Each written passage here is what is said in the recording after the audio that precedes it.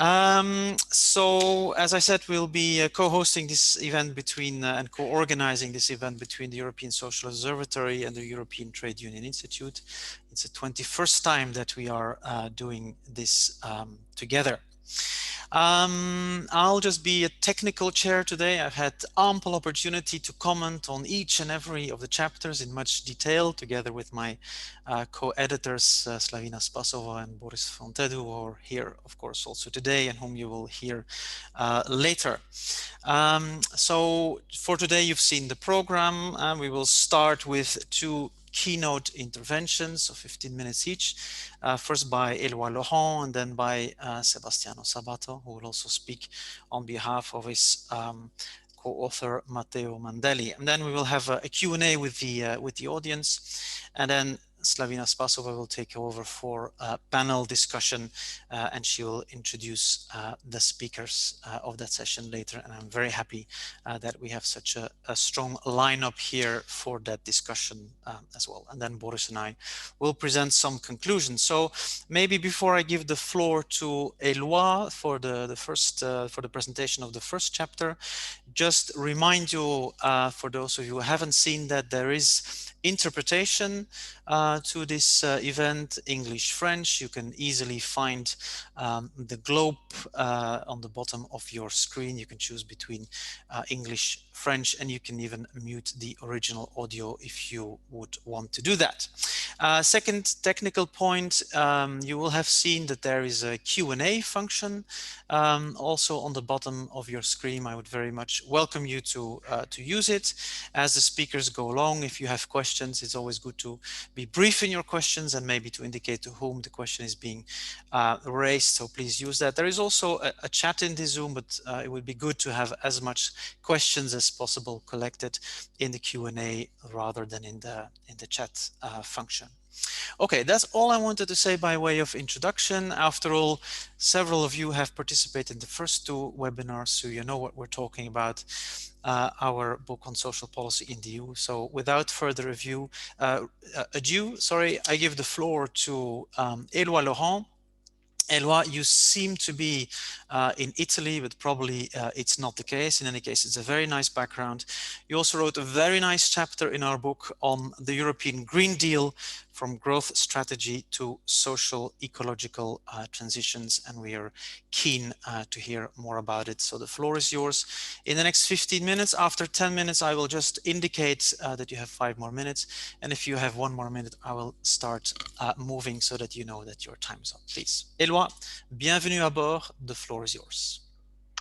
Très bien, bah, écoutez, merci beaucoup Bart, c'est très aimable. Je vais peut-être me présenter quand même rapidement. Donc, je suis économiste, j'enseigne, je travaille donc à l'OFCE, qui est le centre de recherche en économie de Sciences Po. Également à l'école des Ponts, à Pont Paris Tech à Paris, et également donc à l'université de Stanford, qui est donc derrière moi, même si je suis à Paris, mais comme Stanford me manque, du coup, je l'emmène avec moi comme background. Comme ça, j'ai l'impression d'y être. Alors d'abord, je voudrais dire un grand merci à l'Observatoire social européen, à l'ETUI, de m'avoir proposé d'écrire un chapitre dans cette publication que je connais depuis longtemps, qui m'a toujours intéressé. Donc j'étais très heureux de pouvoir faire partie de l'aventure cette année du bilan social. Mon chapitre porte sur la question donc du pacte vert pour l'Europe. Donc, je vais donc, que ce soit parfaitement clair, parler en français parce qu'on me l'a demandé. Donc, j'espère que tout le monde peut suivre. Donc, je vais appeler ça le pacte vert pour l'Europe, même si c'est une appellation un petit peu curieuse et que tout le monde appelle ça le Green Deal, mais c'est la traduction française, le pacte vert pour l'Europe. Et donc, mon chapitre essaye en fait de montrer, je vous en fais le résumé rapide, qu'aujourd'hui, le pacte vert pour l'Europe est présenté par la Commission européenne comme une nouvelle stratégie de croissance. À mon avis, ça n'est pas la bonne façon de penser ce projet du pacte vert pour l'Europe. Et je pense qu'il faudrait, au contraire, en tout cas de façon différente, envisager que le pacte vert pour l'Europe est un projet de transition sociale écologique, mêlant les questions sociales avec les questions écologiques. Et donc, c'est l'objet du chapitre. Donc on se souvient de la présentation de Ursula von der Leyen qui disait donc c'est une nouvelle stratégie de croissance.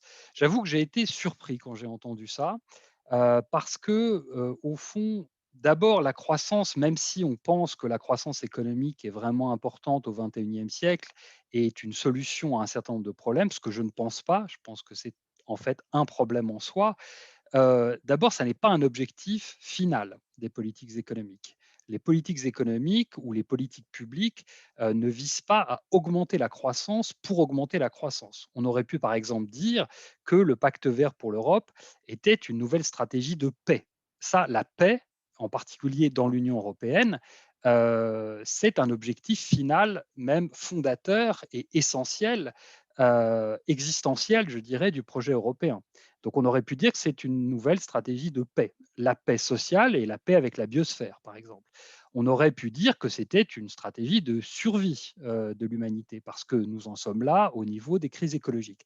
Mais présenter ça comme une nouvelle stratégie de croissance, dont l'objectif serait donc d'augmenter la croissance économique, là, j'avoue que je ne comprends pas pourquoi c'est présenté comme ça et pourquoi ça continue à être présenté comme ça. Je pense qu'au mieux, la croissance économique est un objectif intermédiaire, ce n'est pas un objectif final. Et donc, il y a une vraie question sur quels sont les objectifs finaux qui sont visés par le pacte vert pour l'Europe. Et à mon avis, ça ne peut pas être la croissance économique. Je vais faire trois séries de distinctions ou trois séries de typologies pour essayer de préciser ce que je veux dire.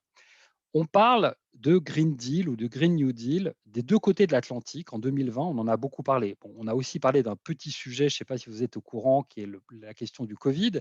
Mais en dehors de la question du Covid, on a parlé pas mal de Green Deal, de Green New Deal.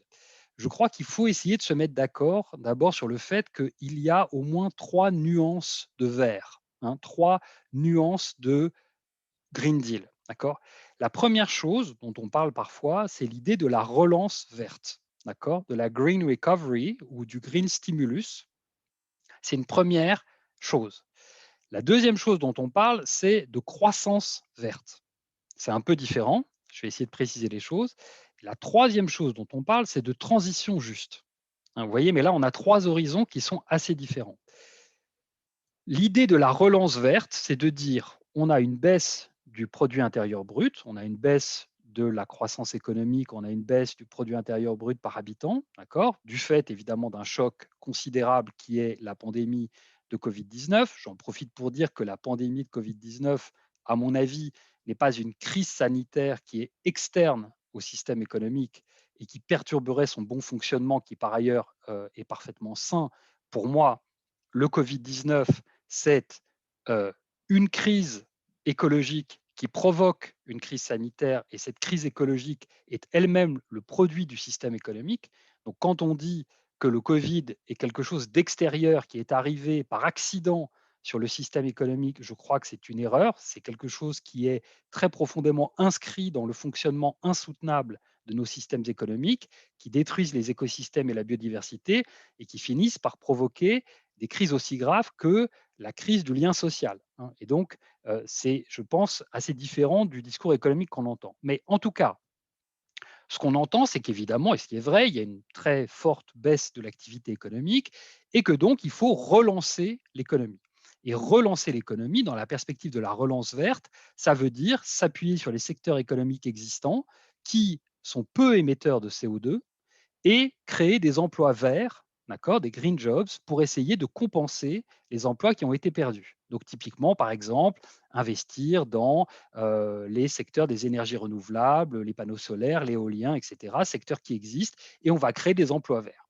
Ça, c'est une première acception de ce que peut être l'idée du Green Deal, c'est-à-dire une relance verte. La deuxième chose qu'on peut entendre par Green Deal, c'est la croissance verte. La croissance verte, par exemple, projet porté par l'OCDE, c'est un projet plus ambitieux qui n'est pas seulement de reconstitution des emplois perdus ou de l'activité économique perdue, mais de transformation du système économique. On parle de modernisation écologique en créant carrément des nouveaux secteurs industriels, par exemple donc en développant massivement l'électrification du système économique ou je ne sais pas, en investissant dans l'hydrogène, par exemple. Et là, on va faire de la croissance verte, c'est-à-dire qu'on va augmenter le produit intérieur brut par des investissements publics dans des secteurs qui sont considérés comme les grands secteurs de la transition énergétique et climatique. Et puis, mais vous voyez qu'on est toujours dans ces deux premiers horizons, dans la croissance et le PIB. Et puis le troisième horizon, c'est la transition juste. Et j'en parle dans le chapitre et j'essaye de développer un peu ce qu'est la transition juste. La transition juste, c'est pas la question de la croissance qui est première. La question fondamentale de la transition juste, c'est comment faire une transition écologique qui soit également porteuse de justice sociale. Et là, on n'a pas la question de la croissance économique comme horizon fondamental et indépassable. On a deux perspectives qui sont d'un côté faire en sorte que la crise de la biosphère ne soit pas une autodestruction du bien-être humain et faire en sorte que les politiques qui sont mises en œuvre pour euh, tenter d'atténuer cette crise de la biosphère soient justes socialement. Et à mon avis, c'est ça le projet de pacte vert pour l'Europe. Le projet de pacte vert pour l'Europe, c'est un projet de transition juste. C'est moi ce que j'appelle la transition sociale écologique. Et donc, ce n'est pas simplement de la relance verte et ce n'est pas simplement de la croissance verte. D'accord. Alors maintenant, comment préciser ce qu'est une transition juste? La transition juste, ça a été inventé au début des années 90 dans le milieu syndical des États-Unis par quelqu'un qui s'appelait Tony Mazzocchi, qui a commencé à en parler et qui disait bah, la transition juste, c'est le fait qu'à partir du moment où il y a la menace climatique et où il va falloir faire une transition hors du secteur des énergies fossiles, il faut compenser les perdants de la transition énergétique en aidant financièrement les travailleurs des énergies fossiles pour ce qui est de leur salaire et de leur retraite. Je pense que la transition juste aujourd'hui, c'est beaucoup plus que ça. À mon avis, c'est trois choses. Et de manière générale, une transition, c'est trois choses. La première chose, c'est définir le monde que l'on ne veut plus. Le monde que l'on ne veut plus, à mon avis, le monde tel qu'il est, c'est un monde qui est inégal parce qu'il est insoutenable et insoutenable parce qu'il est inégal. C'est un monde dans lequel il y a un nexus, il y a un lien très profond entre l'inégalité et l'insoutenabilité. Et à l'inverse, évidemment, dans lequel plus de justice sociale peut vouloir dire plus de soutenabilité environnementale et plus de soutenabilité environnementale peut vouloir dire plus de justice sociale. D'accord. Ça, c'est la première partie de la transition. Définir le monde qu'on ne veut plus. Ensuite, il faut définir le monde que l'on voudrait. Donc, définir les finalités qui sont avisées. Une fois de plus, pour moi, la finalité avisée au XXIe siècle, ce n'est pas augmenter le produit intérieur brut. Ça, c'est l'économie du XXe siècle. Les finalités avisées, c'est le bien-être humain, donc les différentes dimensions du bien-être humain et le fait que ce bien-être humain soit compatible avec la biosphère. Donc ça suppose de se donner des nouveaux indicateurs pour piloter l'action publique. Et puis après, il y a une troisième question de la transition qui est comment on passe du monde que l'on ne veut plus au monde que l'on voudrait. Et ça, c'est la question des institutions et des politiques parce que in fine, une transition, c'est une affaire d'institutions et de politique. Et il faut que ces institutions et ces politiques qui permettent de passer du monde que l'on ne veut plus au monde que l'on veut soient elles-mêmes justes. Non, typiquement, la fiscalité carbone. Si vous voulez faire une fiscalité carbone qui vous permet de passer d'un monde où on a beaucoup trop d'émissions de CO2 qui conduit à un changement climatique qui est inégal socialement, à un monde vers lequel on contrôle les émissions de CO2 pour qu'il soit à la fois plus juste et plus soutenable, ben, il faut construire des politiques de fiscalité qui soient elles-mêmes socialement justes, qui ne fassent pas plus payer les pauvres que les riches, qui ne soient pas régressifs socialement. Voilà. Donc, ce que j'essaye de faire dans l'article, c'est détailler en fait ces trois horizons-là. Maintenant, pour terminer, Bart, ça va au niveau du temps? Il me reste encore 5 minutes? Ok, merci. Pour terminer, je voudrais essayer de vous détailler un petit peu le programme en termes de politique publique que je propose dans l'article à partir d'une idée qui est un peu nouvelle, que j'appelle l'État social écologique. Parce qu'une fois qu'on a dit qu'il fallait une transition sociale écologique qui concilie la soutenabilité environnementale avec la question de la justice sociale, se pose la question des institutions et des politiques. Et dans l'article, j'essaye de dire, bah, au fond, notre État social qu'on a construit, parce que pour moi, l'identité européenne au XXIe siècle, c'est deux choses. C'est d'un côté la justice sociale et de l'autre la soutenabilité environnementale. Donc ça tombe bien, on est le bon continent pour avoir une transition juste. On ne peut pas avoir un projet plus en phase avec notre raison d'être historique. Mais simplement, la politique sociale qu'on a construite à la fin du XIXe siècle et qui aujourd'hui, et puis au lendemain de la Seconde Guerre mondiale, et qui aujourd'hui est tellement utile aux pays européens pour amortir le choc du Covid, il faut évidemment que ça évolue et que ça évolue en prenant en compte la dimension écologique. C'est ça l'idée de l'État social écologique. Et là, à nouveau, une typologie en trois parties. Qu'est-ce que ça fait un État social écologique d'intéressant et d'utile pour les citoyens et les citoyennes? Ça fait trois choses. ça fait ce que Richard Musgrave a développé comme idée dans sa théorie des finances publiques il y a 60 ans. Il a dit les finances publiques, ça fait 3 choses. Ça fait de l'allocation, ça fait de la redistribution et ça fait de la stabilisation. La fonction d'allocation d'un État social écologique, c'est comprendre que les systèmes économiques actuels sont pas optimaux du point de vue de l'allocation des ressources parce qu'on a beaucoup trop de pollution, beaucoup trop de ressources, de consommation de ressources naturelles, etc. Et donc, il faut des politiques environnementales qui permettent justement de mieux allouer nos ressources. Et pour ça, il faut que ce soit fait de manière juste. D'accord ? Donc ça, c'est la première fonction. Donc typiquement, en Europe aujourd'hui, dans l'Union européenne, réduire la pollution de l'air qui est simplement un non-sens du point de vue du bien-être humain, compte tenu du nombre de morts prématurées, des maladies que ça provoque. Et par exemple, on le voit avec la crise du Covid, du fait que la pollution de l'air est une cause de comorbidité qui va affaiblir la santé des citoyens face au choc écologique. Donc là, il y a une fonction d'allocation et ça vise notamment pour qu'elle soit juste au fait de s'attaquer à une problématique essentielle qui sont les inégalités environnementales. Vous savez que l'Agence européenne de l'environnement a commencé à publier des travaux sur les inégalités environnementales en Europe. C'est une question centrale. Deuxième fonction, la fonction de redistribution et la fonction d'assurance. Il faut arriver à construire dans l'Union européenne une protection sociale écologique. C'est-à-dire pas seulement une protection sociale contre les risques sociaux qu'on connaît, vieillesse, chômage, etc., mais une protection sociale écologique qui prenne en compte la question écologique.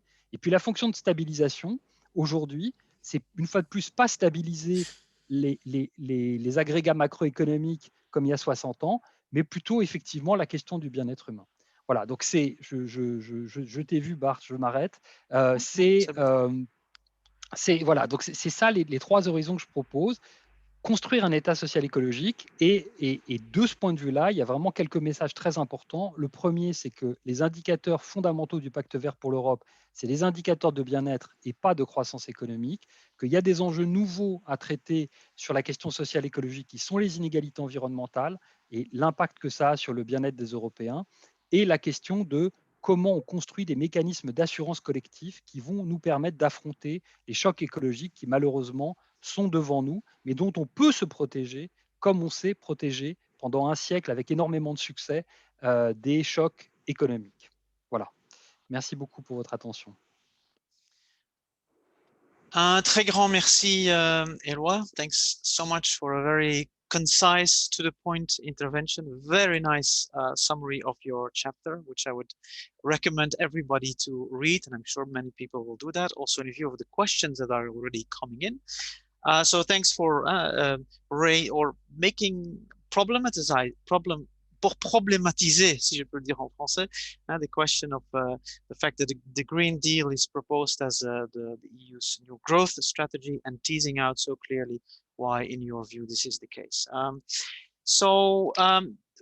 I'll pass on the floor to Sebastiano now to present the second chapter, but just to raise your attention, Eloi, to a few questions that already came in the chat. Maybe you can take the time while Sebastiano presents to have a look at them. So there is Aidan Kenny. Thank you, Aidan, for raising the first question during during this panel debate or during this seminar.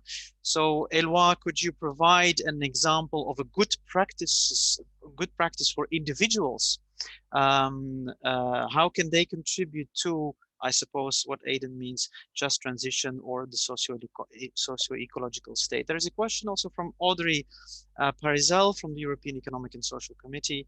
Are we not overloading the boat? There's a question in French in the chat function. Eloi, maybe you can also have a look at that. And then Georgetta, thank you, Georgetta, is saying that she agrees that COVID-19 apparently is an opportunity in this context. It's true, she says, but could you provide some examples there? These and other questions are in the Q&A and the chat function. So Eloi, you can maybe have a look at that already for the debate. And now without further ado, I want to pass on the floor to Sebastiano Sabato. Sebastiano is a senior researcher at the European Social Observatory. He and Matteo Mandelli from the University of Milan wrote a very nice chapter on integrating the Sustainable Development Goals into the semester, a governance conundrum. And you'll explain, Sebastiano, what that means. Please, the floor is yours in the next 15 minutes. So yes, good afternoon, everybody. Thank you, Bart, for this introduction, and thank you to Eloi Laurent for his very good speech that I think that is also related and to the question that Matteo and I have tried to address and to investigate in our chapter. I'll project some slides and I'll try to stay in the 15 minutes, so be strict as you usually are in indicating. I know that you don't have problems in that.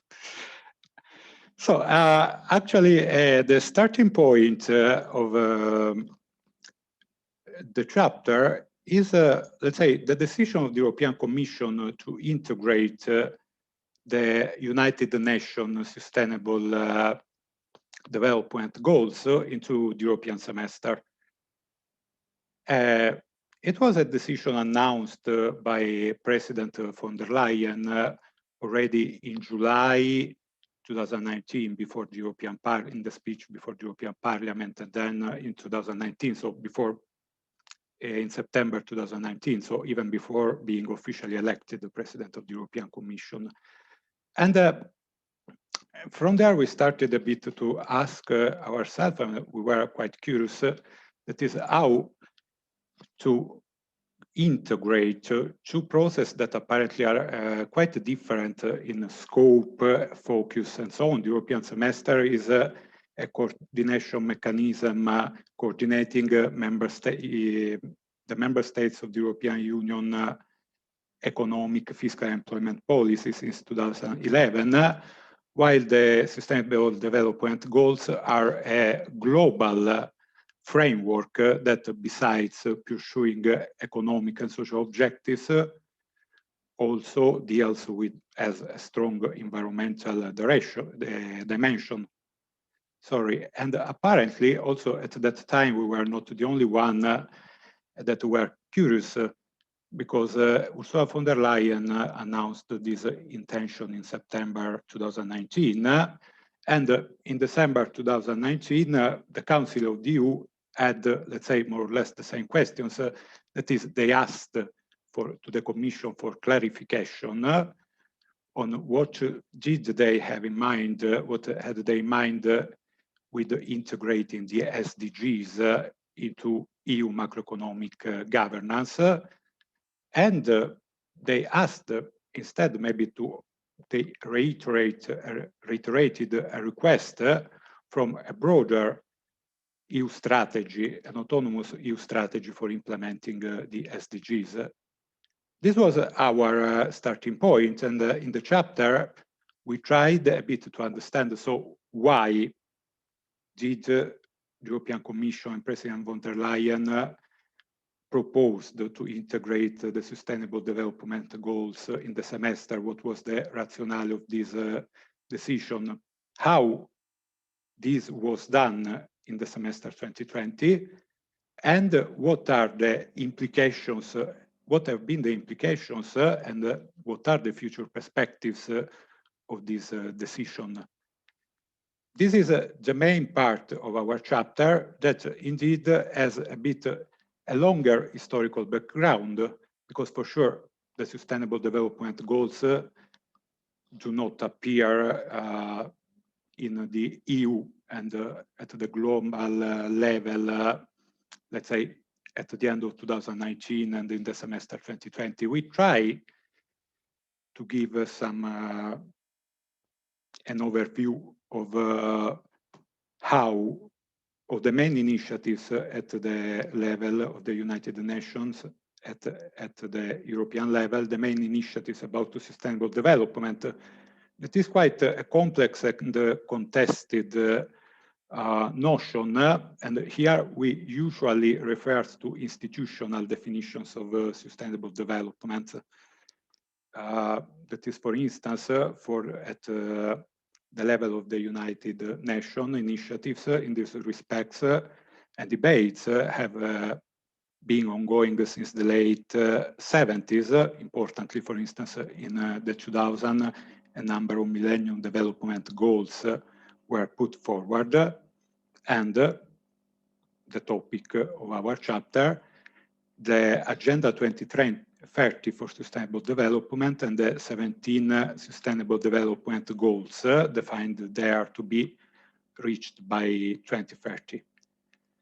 For sure, we cannot go into detail on this, but just this provided, let's say, the introduction of our chapter to raise the attention on some elements of the notion of sustainable development that are important. That is as an attempt to encompass three key dimensions of sustainability, that is a social, economic, and environmental dimension.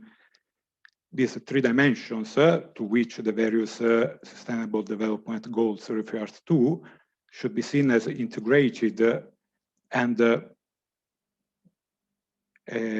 attempts should be made to boost synergies between these three dimensions and tackling a possible trade-off. And the SDGs have, as I already said, a global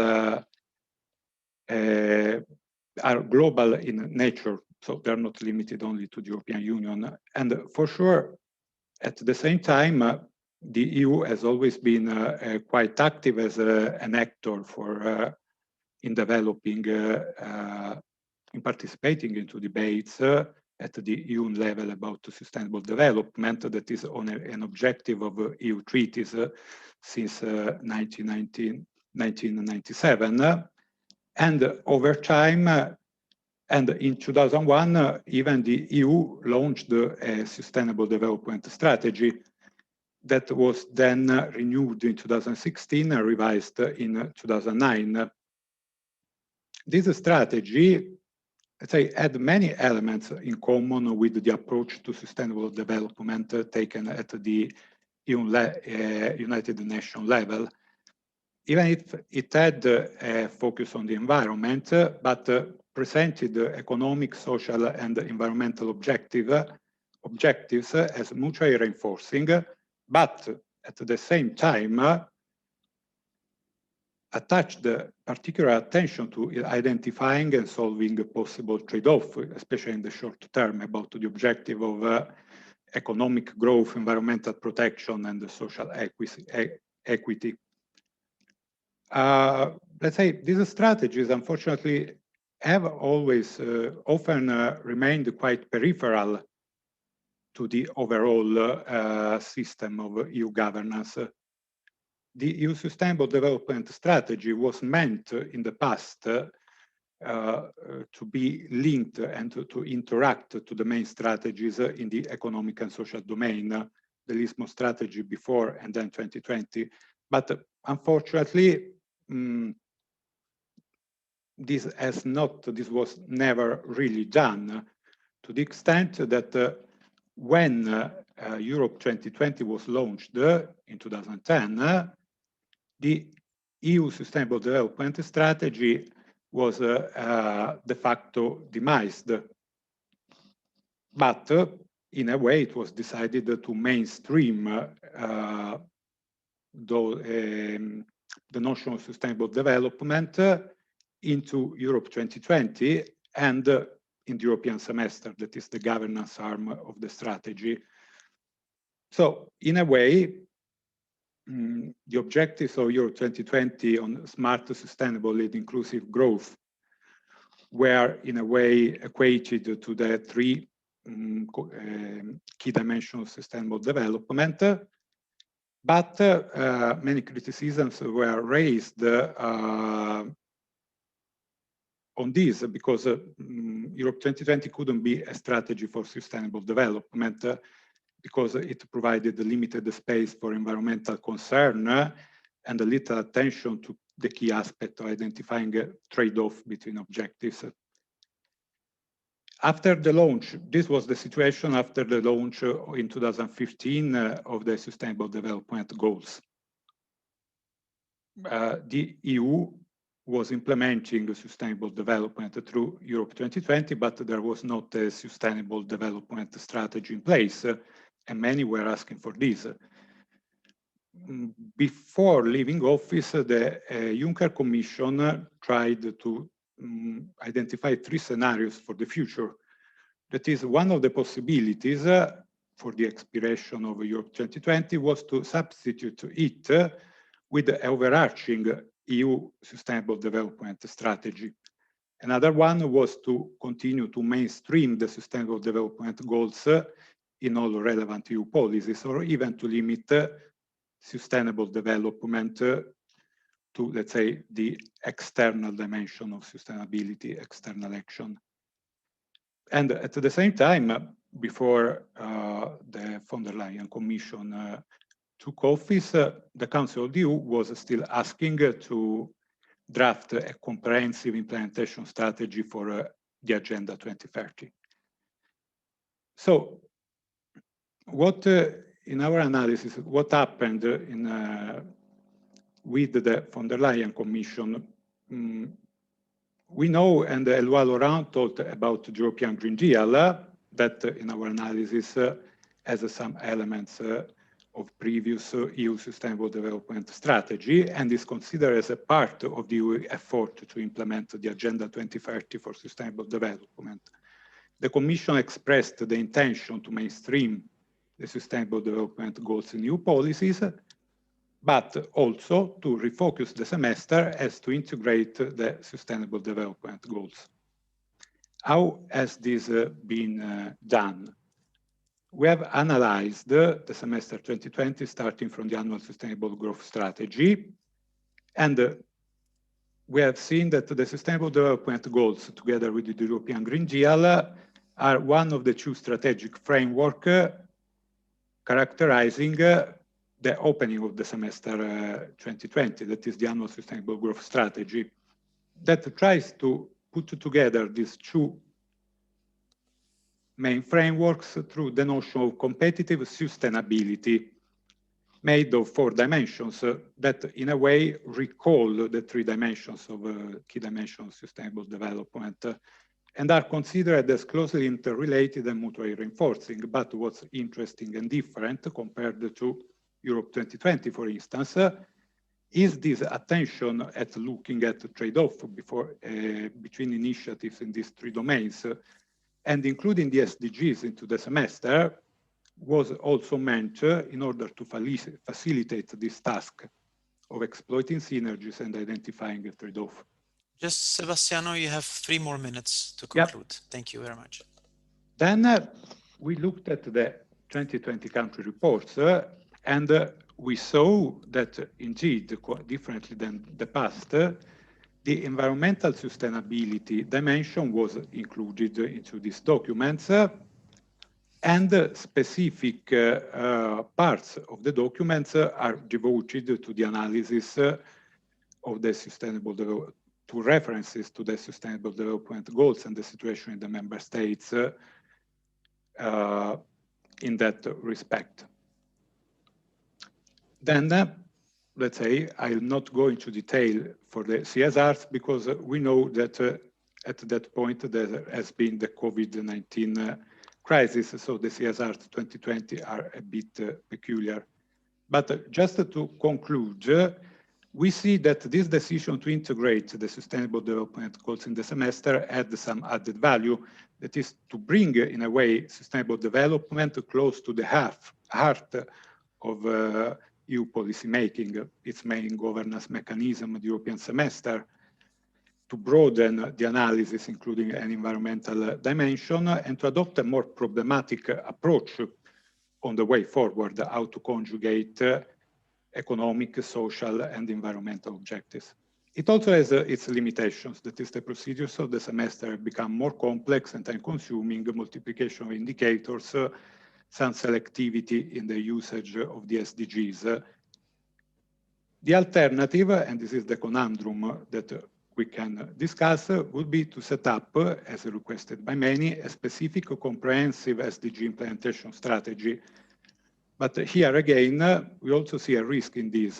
This strategy, as it happened in the past, could remain peripheral to the core of EU policymaking. And this is where our analysis stops. Then maybe we can discuss what happened next. That is what happened now that the semester is suspended and in the next generation EU and in the COVID-19 recovery plans. This is just a small synthesis of a quite long chapter. Thank you. Thank you very much, Sebastiano, and of course also thank you to Matteo, your co-author, for a very nice presentation, for indeed a very rich and empirically driven chapter, which I would recommend all of you to read, as was the case, of course, for the previous chapter. So we have quite a lot of questions, both in the chat and in the Q&A. I would again invite people to concentrate their questions as much as possible in the Q&A and not in the chat, because it makes it a bit more complicated to follow. So Eloi and Sebastian and also Matteo, who is there, I guess you had a look at the question. So maybe Eloi, there is, just to wrap up a few, or to bring together a few of the question. Aidan asked for an example or some examples of good practices for individuals. How can they contribute to just transition and the socio-ecological state that you refer to? There is a question from Georgetta, who said COVID-19 is apparently an opportunity for the Green Deal. True, she says, but some examples, please. There was an anonymous question, but then on the chat, Willy de Bakker from ETUI revealed that he was actually the anonymous question raiser. So welcome on board again, Willy.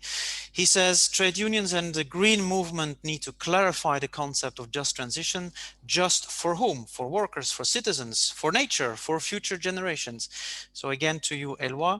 And then Charlotte Billingham brought in the idea through the Q&A of the people's transition. There is also a link to a publication by FEPS and Task, which I think is interesting and that other people might also want to have a look at. And then there is EM. I don't know who EM is. It's not completely anonymous, but largely, who said, Eloi, is economic growth always to be considered as an intermediate objective? Sebastian and Matteo, there is also one question for you. Maybe there are other ones in the meanwhile, namely from Audrey. Audrey, who works at the European Committee of the Regions and not the European Economic and Social Committee, even though she sympathizes a lot with the latter. Are we not overloading the boat of the Green Deal? And she's also explaining that SDGs also in the, especially in the last cycle of the semester, seems to be put aside. And is the Commission really integrating the SDGs in the European semester? So maybe you want to expand a little bit on that.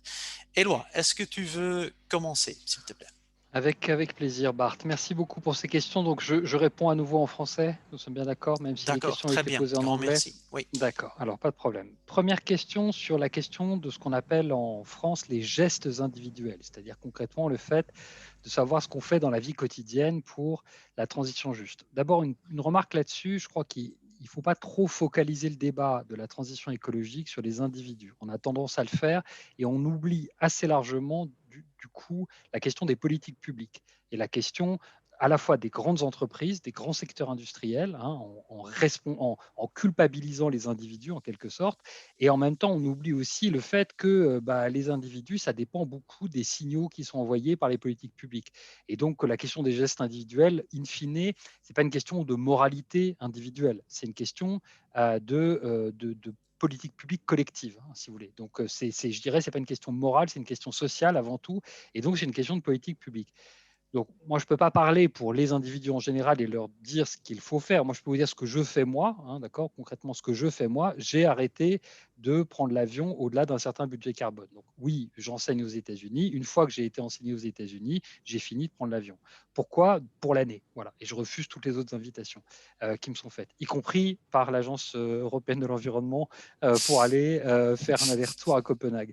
Pourquoi? Parce que je considère que c'est tout simplement pas raisonnable et que je peux m'en passer et que ça fait partie des sacrifices utiles qu'il faut faire. Voilà. Et que la question de l'aviation, la question du transport aérien est une question majeure du point de vue de la transition juste parce qu'elle est exactement au carrefour entre une question d'inégalité sociale. C'est vraiment les plus riches qui prennent l'avion, c'est absolument clair. Il faut bien comprendre qu'il y a 90% de l'humanité qui n'est jamais monté dans un avion. Et quand vous regardez l'empreinte carbone du top 1% ou du top 10% les plus riches, elle explose littéralement à cause du transport aérien. Voilà. Et même si c'est relativement faible aujourd'hui, on sait que c'est en progression très forte. Et donc, c'est très important. Je vous donne un autre exemple sur la question des gilets jaunes en France. Quand on dit qu'il faut réduire les émissions de CO2 et que vous commencez par les émissions de survie, quand vous commencez par les émissions qui soutiennent le fait que les gens puissent nourrir leur famille, ce n'est pas la stratégie la plus efficace du point de vue politique. Il vaut mieux commencer par les émissions de luxe qui font que, par exemple, voilà, les gens vont prendre l'avion pour aller en vacances et, je ne sais pas quoi, 40 fois par an. Voilà, ça me paraît être un point très important. Et ça dépend évidemment de la question de la fiscalité et du fait qu'on saura ou pas réduire considérablement ce trafic aérien à l'avenir. Deuxième question sur la question est-ce que la crise du Covid est une opportunité? Alors, je ne l'ai pas dit. Et franchement, je pense que ce n'est pas une bonne manière de présenter les choses. Je pense que la crise du Covid est une tragédie. C'est très difficile, vu la souffrance sociale qu'induit cette crise, de la présenter comme une opportunité ou comme une chance. Moi, en tout cas, je m'y refuse parce que je pense que ce n'est pas raisonnable du point de vue de la souffrance sociale que ça représente. Par contre, ce qui est vrai, c'est que c'est une souffrance sociale telle qu'il serait absolument irresponsable de ne rien en apprendre. Et donc, on a un devoir d'apprendre de cette crise parce que précisément, on en a tellement souffert et qu'elle fait souffrir tellement les populations les plus vulnérables. Et je crois que ce qu'il y a à en apprendre de fondamental pour la question du climat, c'est que, moi je le dis dans la conclusion de mon chapitre, l'année 2020 pour moi, c'est la première année du 21e siècle. Et ce siècle nouveau, c'est le siècle des chocs écologiques, et c'est les chocs écologiques qui sont provoqués par les systèmes économiques. Et donc, ce qu'il faut absolument apprendre, c'est que la crise du Covid n'est pas un accident extérieur au système économique. C'est absolument faux de le présenter comme ça. C'est quelque chose qui est inhérent au fonctionnement du système économique et qui fait qu'il est devenu complètement insoutenable du point de vue écologique et que ça conduit y compris à détruire ce qu'on a de plus précieux, qui sont nos liens sociaux. Je vous parle d'un pays où on va entrer dans une troisième phase de confinement ce week-end. Il y a à peu près 100% de chances pour que la France décide de refaire une stratégie de confinement pour la troisième fois. C'est une souffrance sociale absolument inouïe qui est infligée à la population, et c'est à cause du fait qu'on détruit les écosystèmes et la biodiversité. Donc c'est vraiment, je pense qu'il n'y a pas de lien plus clair entre le fait que détruire notre habitat, c'est détruire notre humanité. Et ça, c'est vraiment la leçon qu'il faut tirer de cette année 2020. Sur la question de savoir la transition juste pour qui et qui va le définir, est-ce que c'est par rapport à la nature, aux espèces, aux êtres non humains, etc. La justice, c'est une affaire d'humains. C'est toujours les humains qui, la nature n'est pas préoccupée par la question de la justice. Le virus ne fait pas la loi, le virus ne fait pas la justice. Voilà, la vie, il n'y a pas d'intention cachée. Donc la justice, c'est forcément un projet humain. Et donc, c'est toujours les humains qui définissent la justice, et c'est généralement pour les humains. On peut rentrer après dans les considérations sur la question du droit de la nature, mais qui sont de toute façon des droits donnés par les humains. Donc, c'est toujours un projet humain. Et en tout cas, en ce qui me concerne, c'est un projet humain pour les humains. Voilà. Mais c'est toujours un projet par les humains. Donc, la transition juste, pour moi, il n'y a pas de transition juste en dehors d'une définition humaine de ce qu'est la justice. Quatrièmement, la question de la transition du peuple. Donc, comme il y avait The People's Princess, c'est ça, il y a The People's Transition. Donc, la transition populaire, moi j'appellerais ça la transition du quotidien, c'est-à-dire la question, c'est comment intéresser socialement, effectivement, les gens à la question de la transition juste. Dans un ouvrage que je viens de faire paraître, j'essaye de mettre au cœur la question de la santé. Pour moi, la santé, c'est vraiment le grand médiateur entre eux. Et d'ailleurs, il y a une illustration dans le chapitre de cette question du lien entre systèmes sociaux et systèmes naturels. Et les deux grands nœuds qui connectent les systèmes naturels et les systèmes sociaux, d'un côté, c'est les inégalités sociales et les politiques écologiques. Plus vous avez d'inégalités, plus c'est difficile de faire des politiques de transition. Plus vous avez des sociétés qui sont justes, et plus c'est facile de les faire, et plus donc vous pourrez avoir après des sociétés justes. Et le deuxième grand nœud qui connecte, le deuxième nexus, c'est vraiment, donc il y a un premier nexus qui est justice and sustainability, si on veut, et le deuxième nexus, c'est vraiment santé des écosystèmes et santé humaine. Donc la question de la santé, comment est-ce qu'on rend ça tangible et comment on l'inscrit dans la vie quotidienne des gens en leur montrant qu'il y a un lien essentiel entre leur santé et la santé des écosystèmes et la biodiversité, et que c'est la clé, en fait. Les deux grandes clés de la transition juste, c'est la question des inégalités sociales et la question de la santé. Enfin, dernier point pour ne pas être trop long, est-ce que la croissance économique est toujours un objectif intermédiaire? Et dans la question, la fin de la question, Bart, c'est la preuve, l'éradication de la pauvreté dans les pays en développement. Bah, donc, vous voyez bien que c'est donc un objectif intermédiaire, puisque même dans la question que vous posez, ce que vous dites, la personne qui a posé cette question, c'est que le but ultime, l'objectif final, c'est l'éradication de la pauvreté. Donc, c'est bien qu'on pense que l'éradication de la pauvreté va découler par ruissellement de l'augmentation de la croissance économique. Je crois que c'est parfaitement contestable. Je crois que vous pouvez parfaitement contester l'idée selon laquelle la meilleure façon de réduire la pauvreté, c'est d'augmenter la croissance économique. La meilleure façon de réduire la pauvreté, c'est de faire des politiques de lutte contre la pauvreté. Voilà. Ça peut vouloir dire augmenter le revenu. Il faut voir comment, il faut voir dans quel contexte, mais c'est avant tout ça. Voilà. Et de même que si vous voulez une bonne politique de santé, si vous voulez une bonne santé, il faut une bonne politique de santé. Il ne faut pas attendre d'augmenter la croissance économique pour que par ruissellement, ça puisse faire une meilleure santé. Donc ça, c'est vraiment important, à mon avis, de replacer vraiment cette question de la croissance comme objectif intermédiaire. Et aujourd'hui, à mon avis, un objectif intermédiaire qui contrevient aux objectifs finaux plutôt qu'il ne les favorise. Voilà, merci pour vos questions. Excellent. Many thanks, Eloi, for these very concise, to the point answers. Including to the last questions, which came from Eduardo Monaco. Thanks to the chat, we found out who this anonymous questioner was. So thanks, Eduardo. Very good. Elo, there are a couple of more questions for you, which I will just put on the floor before giving the floor to, or to you before giving the floor to Sebastiano and Matteo. So, Elo, there is a new question from Werner Eichhorst, and good to have you on board, Werner. Werner is from ISA Institute of Labor. He says that he's not sure about the added value of more complex sets of indicators. Would it not be preferable to have more parsimonious sets of targets instead? So, Eloi, if you want to have a look at that later. But first, Sebastiano and Matteo. Masha is Smirnova, thanks for that question, is wondering how to mobilize in the future the SDGs in the post-COVID recovery via the semester, because the AGS and the country reports and other European semester tools so far have not really been very vocal with regard to the SDGs. And this is of course linked to the question that was raised earlier by Audrey from the Committee of the Regions, who said that the SDGs in practice are being put aside and that we are losing the just transition part of it already now. So Sebastiano, Matteo, if you want to answer this or other questions, the floor is yours, please. Yes, thank you for these questions. Yes, indeed. What we saw in the semester 2020, and what we see also in the European Green Deal, is, in my opinion, an important change compared to the past.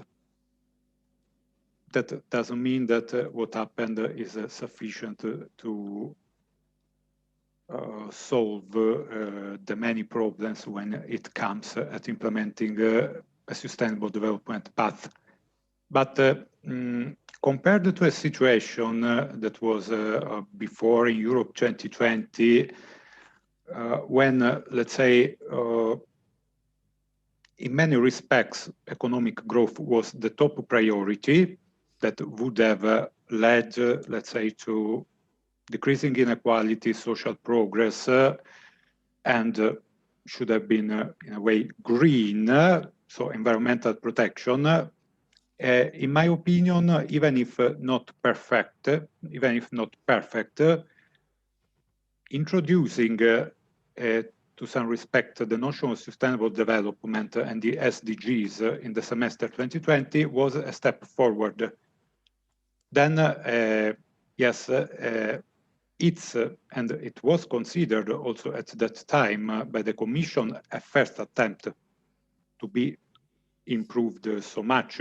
It's true that the SDGs are there in the country reports, but maybe something more should have been done to link them and to see into more detail the implications and the relation between the various objectives.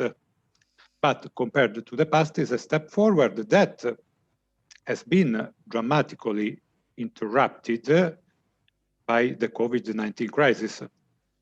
Because it's true what has been said, and we see at the end of the chapter, and I had no time to present these, that as for the way forward, and here I'm curious to know also what is, let's say, in the plans of the Commission, it's true that then in the annual Sustainable Growth Survey 2021, the attention devoted to the SDGs and sustainable development is almost is absent. There is only, yes, one quote, and the same in the guidelines to assess the recovery and resilience plans of the member states. What's left and should be in a way monitored as it will be implemented is the reference of this notion of competitive sustainability. So we see in our chapter a progress in the semester 2020 and a question mark for the future. I think that Matteo wants to elaborate just a bit more on this, but there was an interesting question about indicators. It's true, also in the semester 2020, the European Commission, in elaborating the country reports, has dealt more on various Commission services, but also even more on the Eurostat annual monitoring of the SDGs. And it's true that now there are maybe too many indicators, but it's quite a different balance. And as it was said before, it's also a societal choice and a political choice which indicators focus on.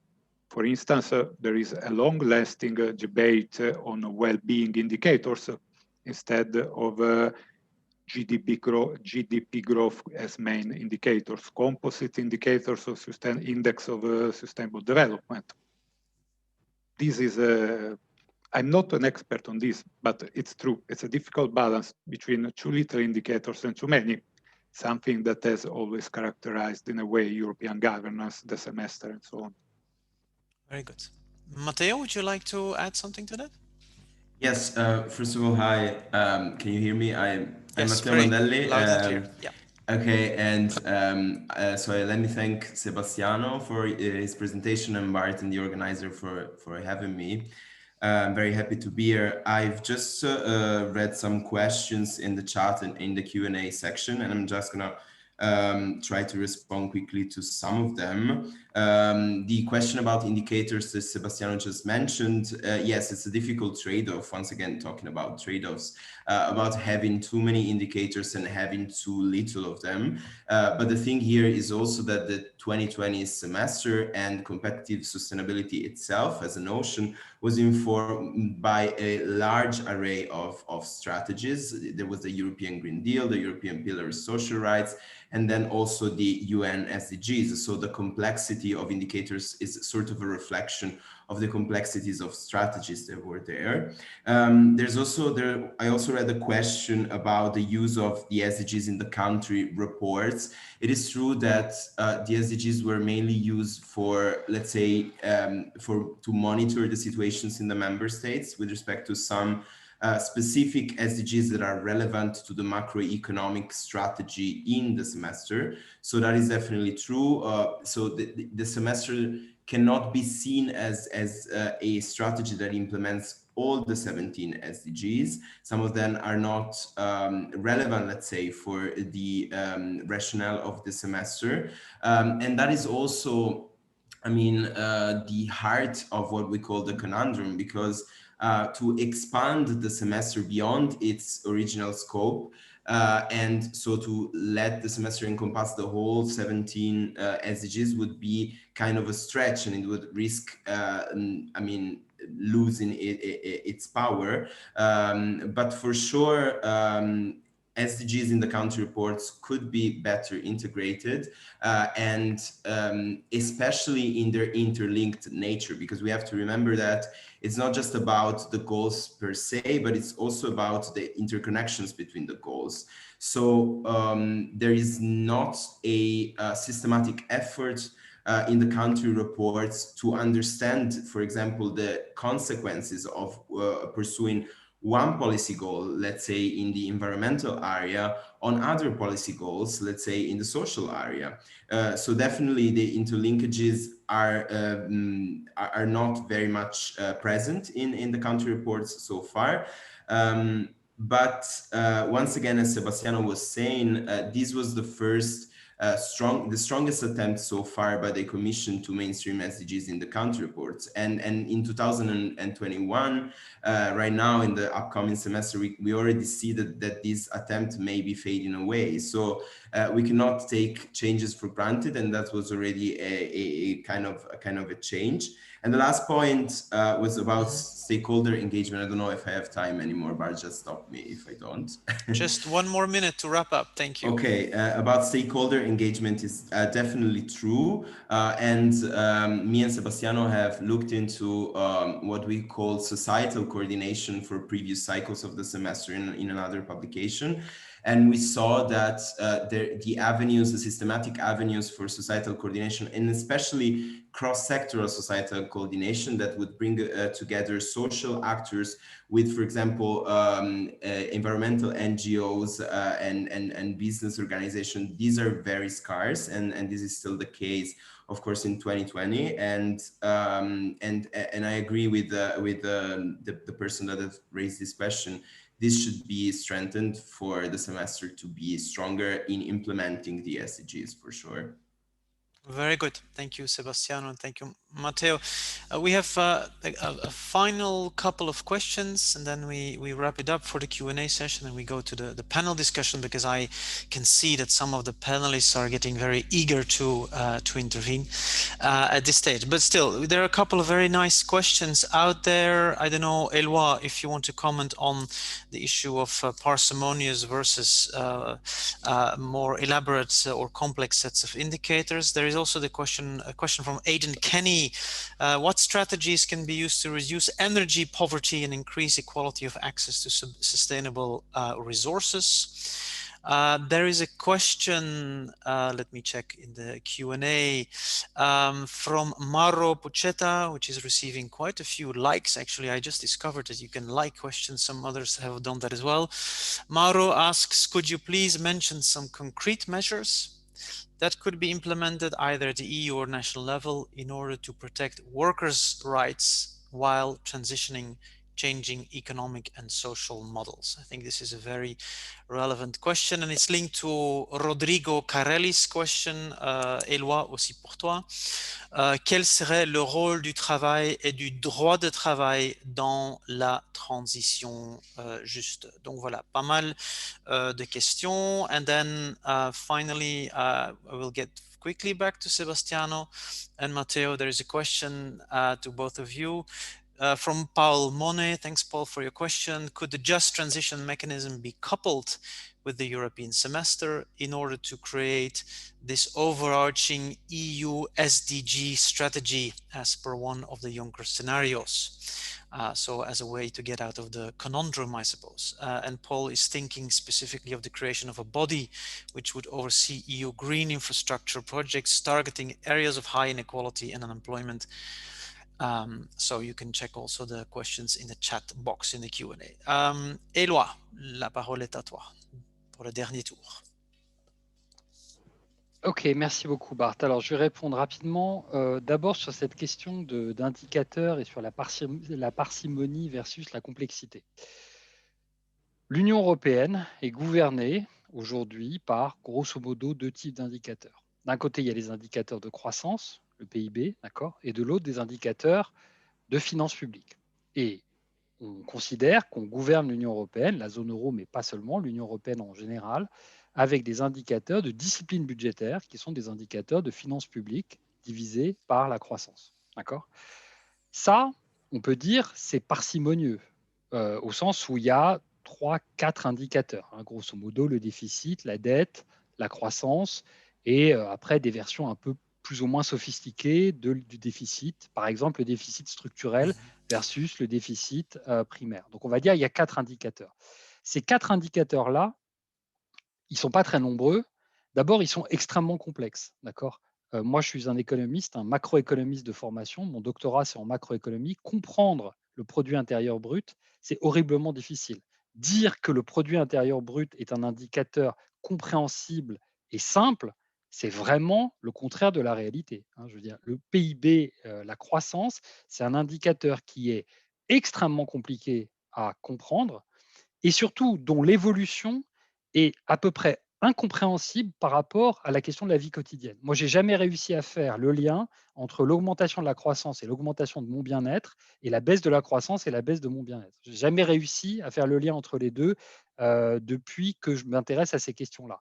Donc, dire que le produit intérieur brut aujourd'hui gouverne les économies parce qu'en fait, il est compréhensible que c'est un indicateur qui résume bien la situation de tout ce qu'il y a à comprendre au XXIe siècle, moi, je suis complètement opposé à cette idée. Je pense que les gens ne comprennent absolument rien de cet indicateur. Ils ne comprennent absolument pas la différence entre 0,5% de croissance et 1,5% de croissance. D'ailleurs, 95% des économistes ne comprennent pas non plus la différence et n'ont pas la moindre idée de comment le produit intérieur brut est calculé.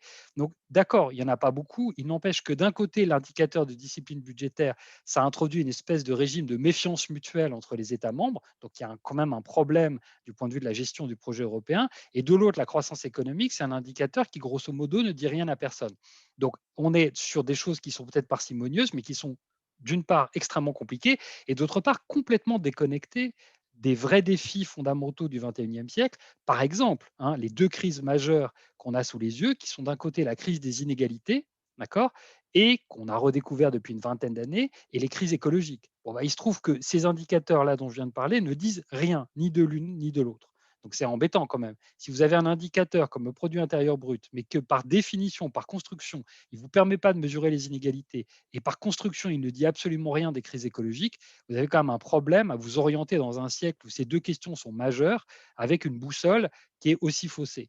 Alors ensuite, est-ce qu'il faut 150 indicateurs, ou même 17 comme les ODD ? Non. Je ne pense pas qu'il faille 17 indicateurs et 150 indicateurs sous-jacents.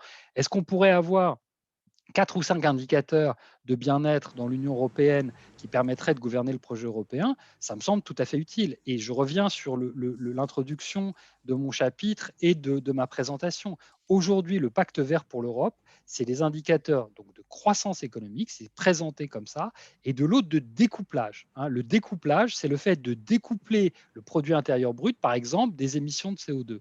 Donc ça veut dire que ce que vous visez, c'est d'augmenter le produit intérieur brut et ensuite de le détacher de l'impact environnemental. Mais ce que vous allez quand même faire augmenter, c'est le produit intérieur brut. Donc l'hypothèse sous-jacente, c'est que faire augmenter le produit intérieur brut est bon pour le bien-être à la fois aujourd'hui et demain. Bon, je pense que cette hypothèse est fausse. Voilà, c'est aussi simple que ça. Et donc, c'est pour ça que je pense qu'il faut se doter de vraies boussoles, en fait, dans le 21e siècle, adaptées à notre temps. D'accord.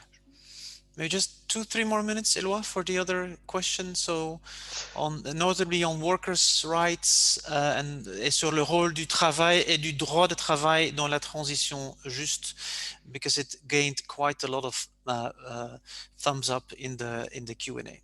If you have any comments on that? Alors, moi, je ne suis pas spécialiste de droit du travail, Okay. je suis économiste. Mais ce que je peux dire, c'est que, par exemple, on sait que dans l'Union européenne, comme dans beaucoup de régions du monde, on va avoir des chocs écologiques. Par exemple, on va avoir des canicules. On va avoir des canicules qui vont être extrêmement fréquentes, à la fois plus intenses et plus sévères. Est-ce qu'aujourd'hui, on a un droit du travail européen qui est adapté à cette question des canicules, par exemple, donc à la question de tout ce que ça peut supposer comme adaptation du monde du travail à cette question des canicules? Je ne pense pas. Et je ne pense pas que de façon générale, on soit préparé à affronter les chocs écologiques qui arrivent et qu'on ait des droits du travail qui soient véritablement social écologiques. Sur la question de qu'est-ce que serait qu'une mesure qui permettrait d'améliorer la vie des travailleurs dans une perspective de transition? Si on réduit les énergies fossiles et qu'on réduit les pollutions locales qui sont liées aux énergies fossiles, par exemple les particules fines et la pollution de l'air, on améliore la santé des travailleurs et on permet et on réduit les émissions de CO2. Donc c'est pour ça que cette logique des co-bénéfices est fondamentale, hein, de passer de l'idée de l'analyse de coût-bénéfice où tout est monétarisé et on a des arbitrages entre les choses à une analyse de co-bénéfice, où on comprend qu'en fait, il y a un co-bénéfice dans le fait de prendre soin des écosystèmes et que la source principale de co-bénéfice, c'est la santé humaine, ça me paraît vraiment fondamental. Enfin, dernière question sur la question, qu'est-ce qui permettrait de réduire la pauvreté énergétique et en même temps de diminuer la consommation des ressources? La rénovation thermique des bâtiments.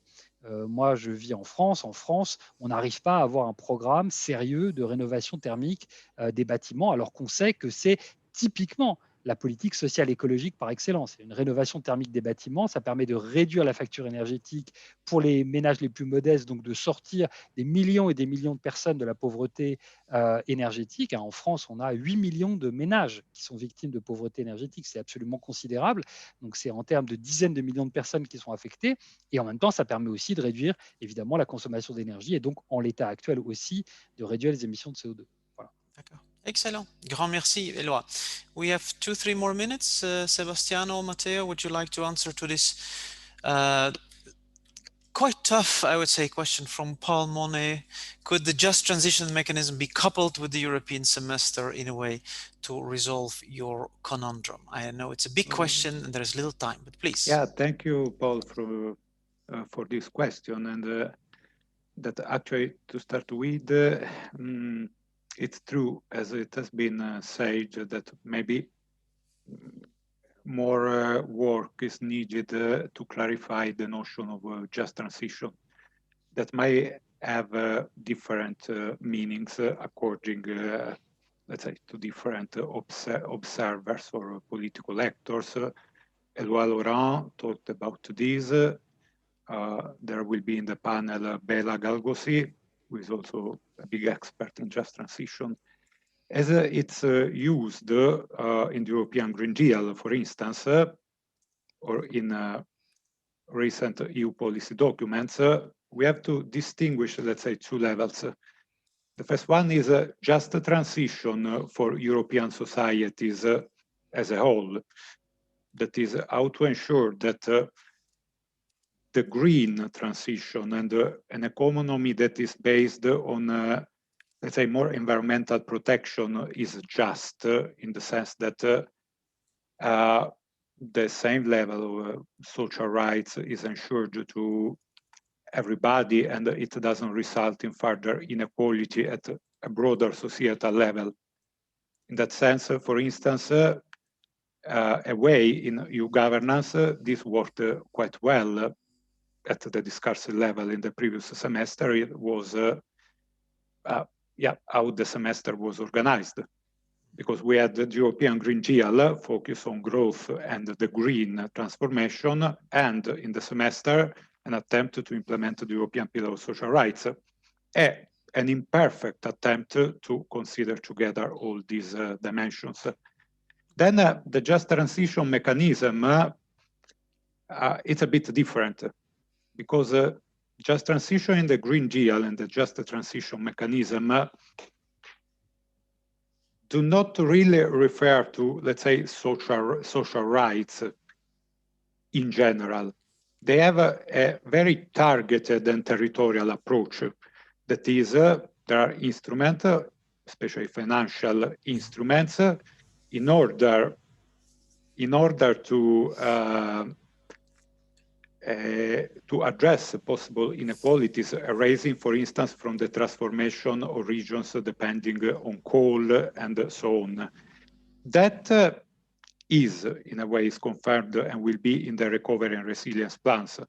And what Paul proposed, to have a close look to that aspect, is important. But this is very specific. Something more is needed for this broader dimension of ensuring that the transition is just, in the sense that the social rights of the European citizens, as defined in the European Pillar of Social Rights, will be respected. Okay. Thank you very much, Sebastiano. Matteo, since you are the youngest speaker in this morning's panel, I think it makes total sense that you get the last word. Please, very briefly, 1-2 minutes. Yeah, thank you, Bart. Just adding to what Sebastiano was saying just a second ago, yes, the just transition mechanism is actually present in the 2020 European semester. There's an Annex D to each country report that reports recommendations from the European Commissions to member states to design their just transition territorial plans. And these recommendations are mostly in line with what is the rationale of the just transition mechanism, meaning that they are going in the direction of the social investment. Sebastiano and Boris have actually wrote about it, a very interesting contribution. And so I think, as far as I understand, because the just transition mechanism is part of the Green Deal, it will continue to be it will continue to be part of the semester in a sense as a territorial and a territorial specific dimension to the fairness dimension of competitive sustainability. And last thing I just want to say about the energy poverty question, that is something that I also care about and researched in the past. I definitely agree with Eloi that the renovation is definitely the way, but we have to monitor closely how energy poverty is tackled in each member state, because not all the solutions we have against energy poverty are socio-ecological. Actually, energy poverty is, as just transition, one of the main areas for conflicts between social and ecological issues. So it's something that I think it's really relevant to monitor. Thanks. Excellent. Okay. Thank you very much for these very wise last words, Matteo. I want to thank Eloi Laurent, Sebastiano Sabato, and Matteo Mandelli for their very interesting contributions. Thanks to the audience also out there. Very, very good questions, many questions. I hope this morning's speakers can stay on board a little bit now. I saw that Ludovic Voet is on board. I've also seen that Bella is now with us. So I think the only thing I can do now is transfer to Slavina for the next part of the program for the panel discussion. Slavina, the floor is yours, please. Good afternoon. And first of all, let me thank also the previous speakers and the audience for this inspiring conversation, for this inspiring debate. And I hope we will continue it now during this debate. So I will go straight away to the bouquet. Let's stay in line with the green thematic discussed today, to the bouquet of outstanding stakeholders that we have present here around our virtual table. Our first speaker will be Sarah Neilan, who is a deputy head of cabinet for the executive vice president of the European Commission for the Green Deal.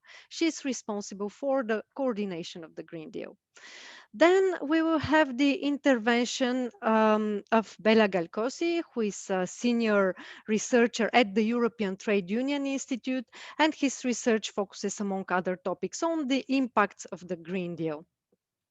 And afterwards, our third speaker will be Ludovic Voet, who is Confederal Secretary at the European Trade Union Confederation, where he's responsible, among other topics, for policies linked to sustainable development and climate change.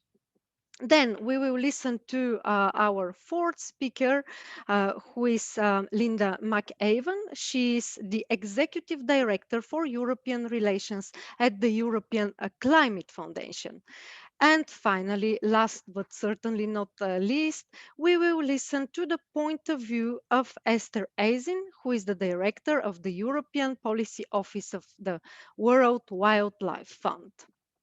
So without further delay, so we have more time for the discussion afterwards, I would like to start with Sarah Neilan. Please, the floor is yours for 5 minutes about any feedback you could have on the previous presentations and on other topics. Thanks. Okay, good afternoon all. where should I start? Thanks to the previous speakers for the very interesting presentations of the 2 book chapters that I read with interest.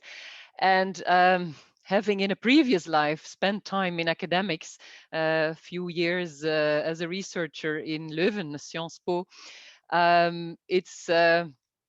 it's again an eye-opener for me that there is a contrast between, of course, the academic profession and the profession of a policymaker.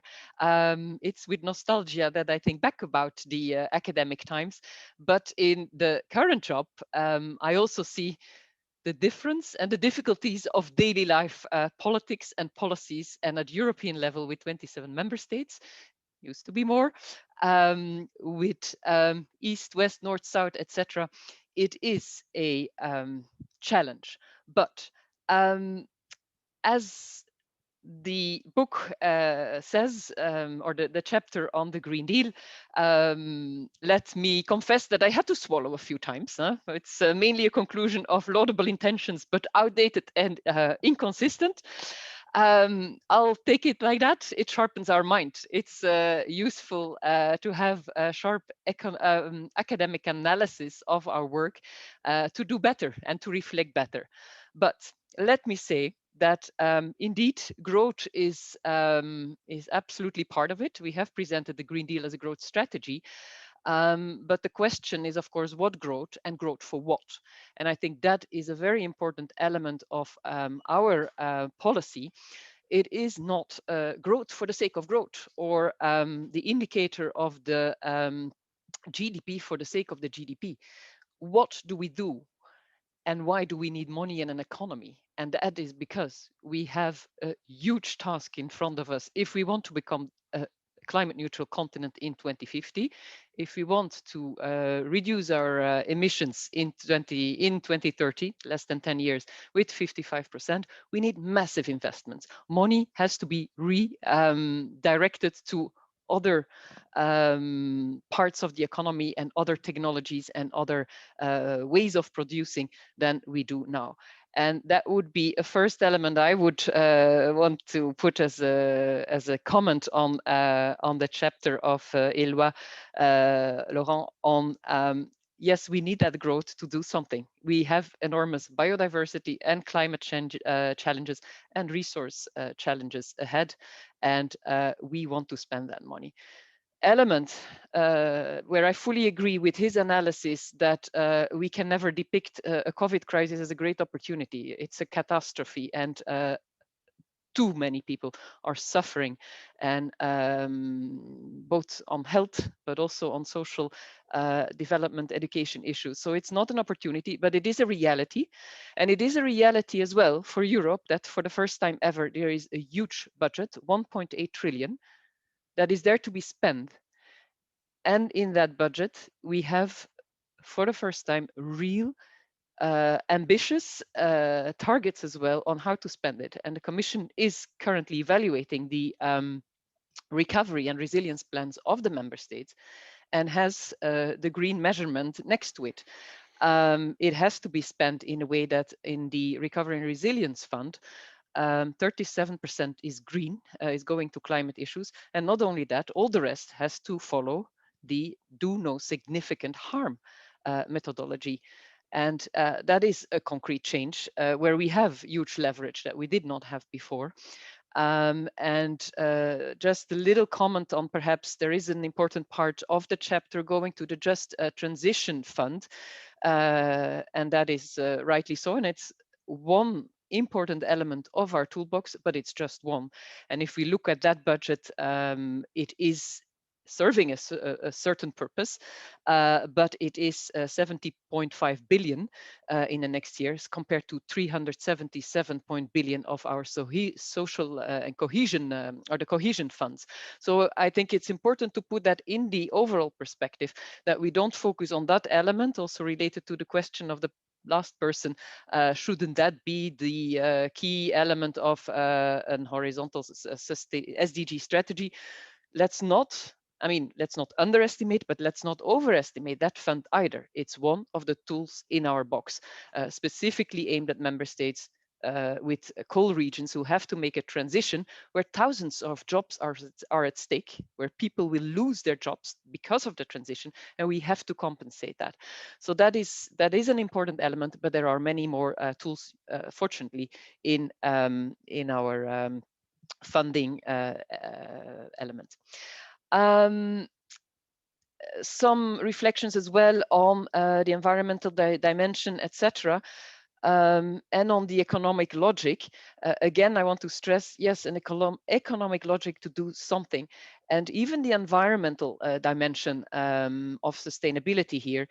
My boss often says, nature will happily take care of itself. In the end, our environmental policy is not about nature, it's about people.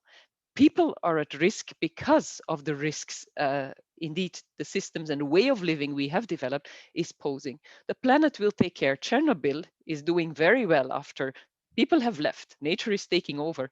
You see this, so it's not an element of just nature protection, is because people are at risk, health-wise, social-wise, the costs of what indeed the energy bills can be, etc., and all the consequences of the destruction of our ecosystems.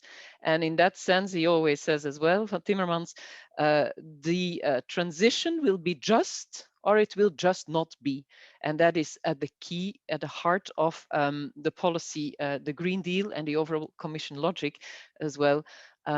We do this with absolutely a social transition. I mean, the green and digital transition are at the service of people. And that's something that I want to underline and give as a counter or complementing element to the presentation of the book before. Perhaps then turning quickly to the SDG chapter. And that was for me very interesting as well. Actually, it also, in my previous life as an academic, I was dealing with gender equality policy. And I often thought about the same challenges here because they are both policies of a very horizontal nature. It has to do with everything. You can't solve it in one corner. You have to deal and integrate this dimension in the heart of every policy area. And in my work as an academic, I looked at it from a public policy side of view, that is a huge challenge because organizations and bureaucracies are still very good in being organized in niches. And how to mainstream then and bring a horizontal dimension into everybody's portfolio is a huge challenge. And when I used to work for Timmermans in his first mandate, I was responsible for the SDGs. So I had a great read. It's good after a few years only of developing a policy, having an academic analysis and reading your chapter. So thank you to both writers. It was really interesting for me to see your analysis on it. And actually, I can only confirm your question mark in the title, or my reply would be a governance conundrum. Yes, and it will always be. I think sustainable development, like for instance gender equality policy, is a conundrum, and it's very difficult to organize it in a right way. And I think the previous commission and Timmermans in the communications he developed in 2016 and a reflection paper at the end of the previous commission mandate, we took the time to really reflect on how to tackle this, where are our weaknesses, what can we do, what are the challenges, and where does Europe has the competence? Because that is also an element in the whole policy construction. For instance, in the environmental area, we have stronger legislative powers than we often do in the social area, where we try and where the social pillar has been, I think, a very important element to build on from the Juncker Commission and taken forward in the von der Leyen Commission, with, for instance, what we do on minimum wages, etc. But there are clear limits of what the Commission is allowed to do treaty-wise. So one of the elements that has been defined on the basis of the previous work and the reflection paper on sustainable development was also on the environmental side, more could be done. And I think that has been taken to the Green Deal to a large extent, the weaknesses on what to do with biodiversity challenges, etc., where we have developed clear policies and then, of course, the strategies are there, and the legislative proposals, for instance, on nature restoration targets, legislative proposals on pesticides, and much more, is to come. But it's an important element of what the Commission has to do on sustainable development. Forgive me that I talk a bit more on that because it's my daily occupation. But obviously, the semester. Yes, please. We need to conclude. We can expand afterwards. Absolutely. One last word on the semester. I think I have read what you said, and I think fair conclusion. We're early on in the mandate to say question mark, how will it develop? But what I see from the internal side as an official, what is very important is that with the approach we have taken now, we have brought the SDGs to a whole new world of policymakers, people who did not, economists in the Commission, people in DG FISMA, DG Taxit, etc., are now aware of their existence. And it might sound perhaps for some a bit minimal, but it is a big change compared to 5 years ago, where I had to explain on almost to half of the colleagues where the SDGs come from, what they were, etc. And that is over. People are aware and are integrating it in their daily work. It's still a challenge. It's a work in progress, but I think we are embarking on a very good new direction because of a responsibility that more people have taken. And also in civil society, obviously, NGOs were always with us, but businesses are much more interested than in the past, and we need them to transform our society and our economy. Thank you. Yeah, many thanks, Sarah, for this overarching presentation and for providing us with insights from your work now, but also from your previous life as a researcher. Your analysis is really thorough and scientific. We will come back to many of the questions you raised afterwards. And I already feel that we will have a question from Bart on these actors that now, thanks to you and other people, are aware of the SDGs in the semester. Without further delay, I would like now to go to the intervention of Bella Koshi. Please, Bella, for 5 minutes. The floor is yours. Thank you. Thank you. Thank you very much. And I really hope that the sound is better now than it was at the test. So absolutely. I'm from the European Trade Union Institute and would like to comment on two of the presentations and two of the book chapters. So the one by Laurent and the other one by Sabat. So on the semester. Both are very inspiring and both are mostly dealing with the interlinkages and how to tackle complex issues. So first of all, whether we need growth or not, whether decoupling means decoupling from what, or what is the right indicator. I think these are all legitimate questions, very serious questions. I think there are more serious questions than we even think, because my take on that is that in order to address these in a serious way, we need a real revolution. So everything must change. Anyway, with the decarbonization, everything must change. But this is even a bigger challenge. A couple of questions in this regard. One key issue is, of course, inequality. We know this is almost the #1 problem for many decades, and it's just growing and growing. And the pandemic was also highlighting this again. Is inequality an inherent characteristic of growth or GDP? So I mean, if we would talk about well-being, we might have a problem with the inequality of well-being, and that we know already that people have well-being in a very different extents all over the world and within countries. Some enjoy a lot and others not. So meaning that tackling inequality upfront, even within a growth-based economy, well, it should be looked at how that can work or would work, and then exactly, okay, examine also that is it the growth itself that is the barrier.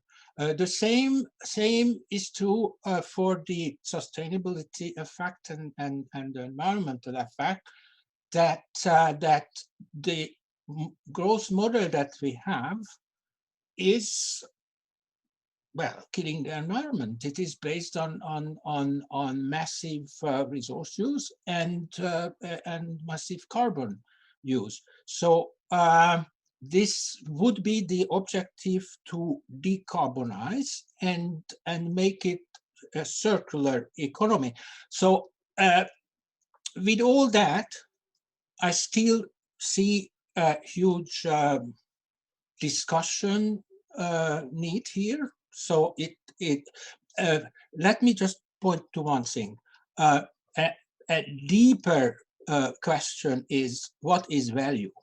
Because behind the GDP is practically value added at macroeconomic. What is value? What is value? How we define value? Because normally we define value in this growth and GDP model is what the market is paying for it. So what is the value of an iPhone? What is the value of a Paris apartment? And particularly when we are now in a pandemic, post-pandemic society with long-term loose monetary policy and zero interest rates, the value itself is being redefined because we see the asset bubbles everywhere, and so what? And on the other hand, so I mean, the value is a central issue here, and we should go down to that. I would also add that the pandemic itself was highlighting the weaknesses of the GDP indicator because of many things, not only because of the health issues, because the way how productivity developments are going on in an economy where people are not at work, but are getting compensations, short-time work schemes, and so on. So much about that. So it's really a huge issue, I think, and it needs further research. On the semester, yes, it's a policy conundrum. It's a governance problem, a huge one, and whereas it is good that the SDGs and broader social and environmental indicators were coming into play, it is very clear that the indicators that really matter are the few ones, yeah, the financial, the fiscal, and so on. It had changed to some extent, but we are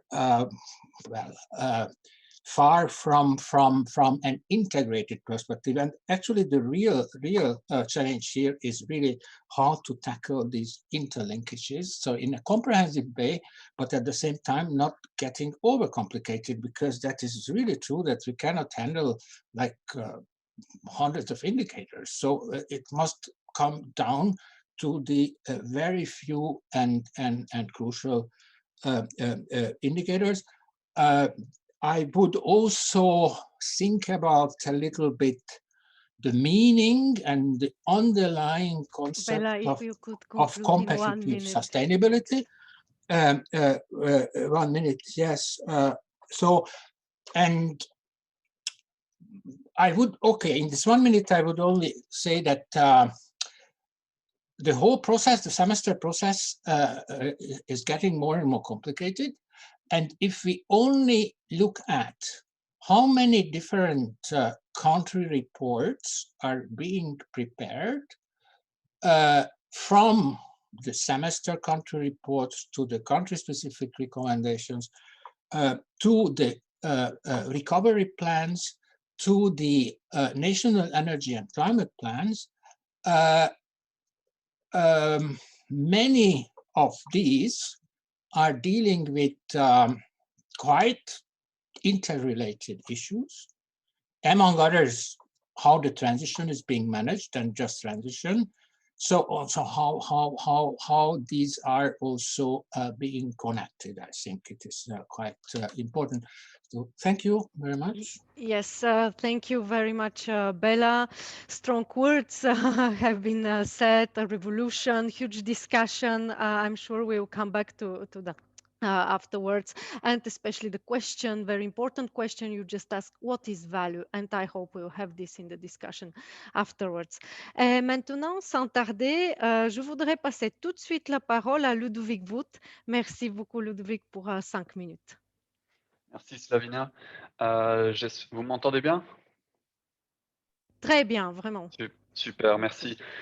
Donc oui, rapidement, pour la Confédération européenne des syndicats, je pense que c'est un débat vraiment important sur donc on suit évidemment avec attention ce qui se passe aussi avec le Green Deal. J'aimerais faire quelques considérations dessus, mais j'aimerais d'abord dire qu'on est dans une période où, de disruption massive avec le Covid-19 et la pandémie, et on voit qu'on a une augmentation des inégalités qui est exponentielle. Donc je pense que c'est quelque chose qu'on sait tous, mais les chiffres ils sont assez interpellants. Si on prend depuis le début de la pandémie, les multimillionnaires ont 3 900 milliards de plus que depuis le début de la pandémie, quand une étude de l'Organisation internationale du travail montre que les travailleurs, eux, ont perdu 3 700 milliards de revenus depuis le début de la pandémie. Donc on voit qu'il y a une augmentation de l'inégalité qui est perceptible et qui est très problématique et qui va poser des questions de long terme.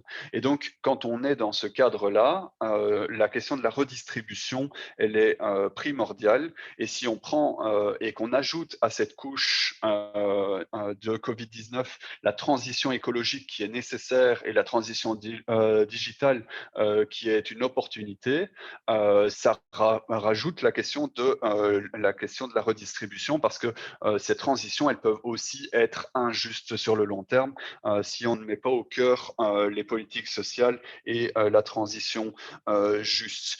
Et alors, à l'heure actuelle, pour nous, c'est important d'avoir un Green Deal qui met des objectifs, qui a des objectifs ambitieux, et ça, c'est vraiment positif qu'il y ait un cadre sur la table avec des objectifs de réduire, de décarboner complètement l'économie et de réduire les émissions de gaz à effet de serre d'ici 2030 aussi, de au moins 55%. Donc ça, c'est vraiment positif. Mais on sait très bien que ça peut se faire de manière juste et de manière injuste. Ça peut creuser les inégalités, tout comme ça peut les réduire. Et nous, évidemment, on est du côté de ceux qui disent qu'il faut les réduire.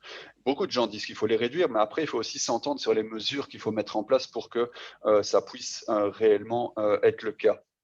Ici, je listerai quelques points qu'on pense qui sont toujours manquants dans le Green Deal et qui est un processus du coup à améliorer au cours du temps. C'est que les ressources financières qui sont mises dans le Green Deal sont vraiment insuffisantes que pour réussir une transition juste. Si on pense au mécanisme de transition juste qui doit aider les régions les plus affectées, qui est financé à un peu plus de 17 milliards, par rapport aux besoins d'investissement dans l'action climatique, c'est évidemment largement insuffisant. Évidemment, on va me dire que de l'investissement sera fait aussi dans les plans de relance vers les secteurs climatiques, mais investir dans des secteurs pour les développer et les décarboner, ça ne veut pas dire que les effets redistributifs seront pris en compte, que la question de la création d'emplois de qualité sera prise en compte, que la question des conditions de travail dans ces secteurs sera prise en compte.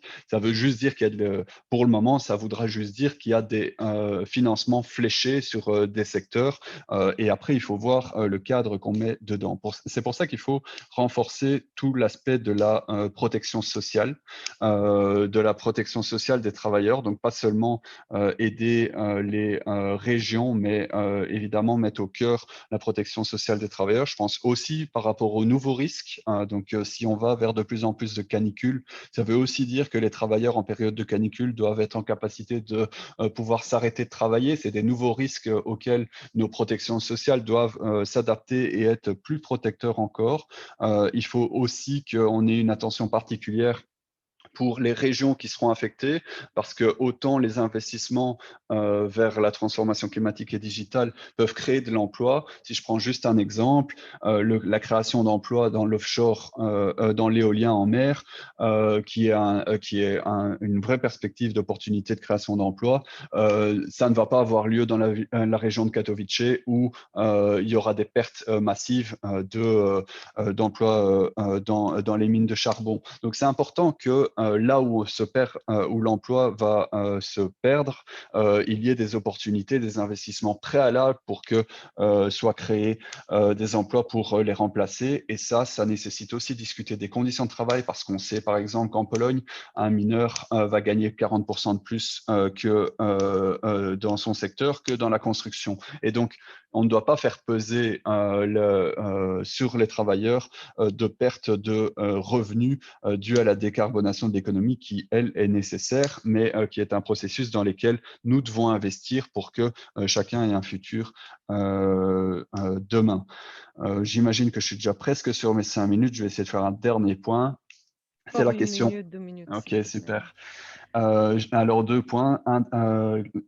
Le premier, c'est la question des compétences. Donc, évidemment, dans la transformation économique vers le bas carbone et le digital, on doit former les travailleurs pour ça. Mais pour le moment, on est dans l'incantation. On est beaucoup dans dire les travailleurs doivent se former pour les métiers de demain, alors que les métiers et les secteurs ne sont pas encore réunis en dialogue social, en discussion entre les employeurs et les syndicats pour dire c'est quoi les métiers de demain, dans quoi on va devoir anticiper, dans quoi on va devoir investir et quelles compétences on a besoin pour les travailleurs pour qu'ils puissent rester dans ces secteurs et qu'ils ne soient pas face à des pertes d'emploi. Finalement, ça nécessite du coup aussi qu'il y ait un pilotage. On espère que le Green Deal soit un premier espace de pilotage de cette transformation, mais on ne doit pas oublier non plus la puissance de la régulation des États, des services publics, le fait de piloter et de financer des services publics de qualité, tant en termes de mobilité, d'infrastructure, etc., sera clé aussi par rapport aux effets redistributifs de demain. Ça doit pouvoir du coup s'intégrer au niveau du Green Deal. Je finirai alors là-dessus aussi avec les recommandations qu'on peut faire dans le cadre du semestre qui doivent être certainement doivent aller bien au-delà des recommandations traditionnelles sur la croissance, la compétitivité, l'endettement, mais bien plus intégrer les dimensions sociales, les droits sociaux et les questions écologiques, mettre au cœur la réduction des émissions de gaz à effet de serre, mais mettre en même temps les questions sociales, des conditions de travail et des revenus, parce qu'on a besoin d'un compas social et écologique au centre de la transformation. Voilà, j'espère qu'on reviendra dans le débat avec plus d'éléments. Merci. Absolument. Merci beaucoup, Ludovic, de cette perspective très engagée. Et ici, merci beaucoup de mettre sur la table la question des inégalités.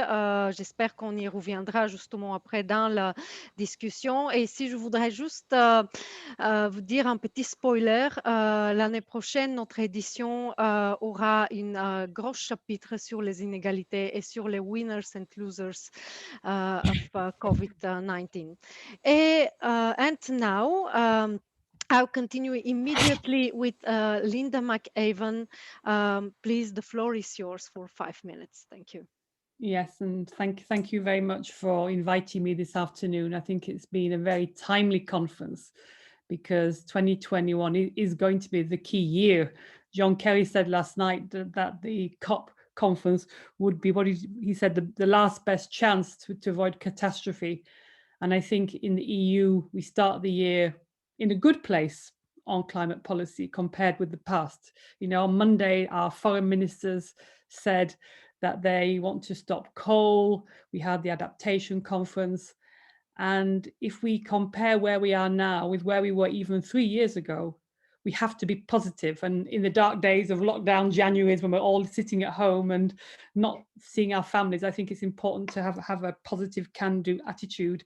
And maybe I want to start, therefore, by talking about the Green Deal and the idea that the Green Deal, is it a step change or not compared with previous EU policy? And I agree with Sarah. I think it is a step up, the Green Deal. It's not business as usual. And although von der Leyen presented it as the growth strategy for the European Union, that's of course also a political decision to do that, because she has to convince the politicians to buy into it, including from the centre-right parties who have been sceptical in the past that climate policy equals costs and not benefits. And changing that narrative on the centre-right is an extremely important part of winning the legislation and the arguments about the Green Deal. And I say this as somebody who, before my current position, was a member of the European Parliament for many years, negotiating previous climate packages. And before, the packages were all about, they were about technologies and emission reductions. And this package does attempt to put the climate at the heart of EU policy, driving all the different strands. Now, it's going to be a struggle. It's not going to happen unless we get behind it, and unless business, trade unions, everybody has to push in the same direction. But I don't think it's fair to call it business as usual. I think it is a step up and therefore an opportunity which we have to seize. But of course, it can't. And my second point is that it can't just be a Brussels discussion, though, about the Green Deal. If we leave it to the EU laws, which are coming, and they're very important, if we leave it to the EU laws and the EU funding, we won't deliver a Green Deal.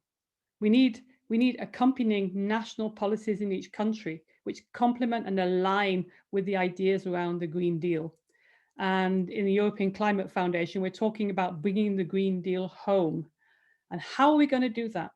We need to get public support. And I agree with the people in the chat who are saying that we need to do a lot more to get the wider public on board. And that brings me to my third point, and that's about what is the vision of the Green Deal that we need to convince the public to join it, and that it's a good way. I think it has to be one where we present a positive vision and policies which deliver that positive vision. It can't be a hair-shirted vision of losing this, cutting down that, stopping doing this. And I very much agree with what Ludovic just said a moment ago when he spoke about the need for making the social elements part of the Green Deal. And I like very much the framing which we got from Eloi, Laurent, about the idea of, I think you called it, Eloi, the état social et écologique. And it made me think about the état-providence, the idea which we came with in 1945. We came with the idea of the welfare state. And why were people prepared to pay more taxes and things in 1945 in all our countries after the terrible war? Because they benefited. It put money in people's pockets. Their health improved, their lives improved. Yet the realities of many people over the last 20 years has been the opposite. We have seen the phenomenon of the working poor. I'm sitting here in the north of England today. We see hungry children. We see people not having pensions. We see all kinds of phenomenon where the inequalities have widened and life conditions have gone backwards for too many people. So if the Green Deal is to be a success, people have to believe it will make their lives better and that they will come out of it it will deliver in the way that the 1945 delivered for people. And I think it is a big opportunity. And I think when I think back to when I first became aware of the European Union, and it was in the debates around Jacques Delors and the single market, and he put in the accompanying flanking social measures alongside the market. The market can't deliver. And somewhere along the line in the 10, 15, 20 years ago, the European Commission forgot that. And we rolled back some of the protections that people had. And so people felt that the free movement of labor became social dumping in many people's eyes. Now we have a chance to change that, and we have to build into this new model a different way of looking at things. So, I also agree very much. I think it was Eloi again who said that we have this appalling crisis, economic, social catastrophe of the COVID crisis, and it would be totally irresponsible not to learn. We didn't learn in 2008, frankly. We didn't learn. And what happened is populism, Brexit, and I can tell you a lot. I spent many hours knocking on doors, talking to people in that campaign, and poverty, inequality was as much part of that decision as anything else. So we have to learn from the crisis we've had. We have to use this opportunity. It might not be perfect framework, but it's there. And so, and I really hope that we can find the policies and find the vision to deliver the Green Deal, which is the title of this conference. And I think we have, it's a much better place than we've had for a long time in politics. So I really hope we can do it together. Thank you very much, Linda, for your overarching intervention. And thank you for bringing the domestic dimension into the equation. We will come back to that in the discussion afterwards. And now, without further delay, I would like to invite to intervene our last speaker, Esther Azin. Please, the floor is yours for 5 minutes. Thanks, Slavina. I mean, really challenging to be the last voice in the panel after all these impressive interventions.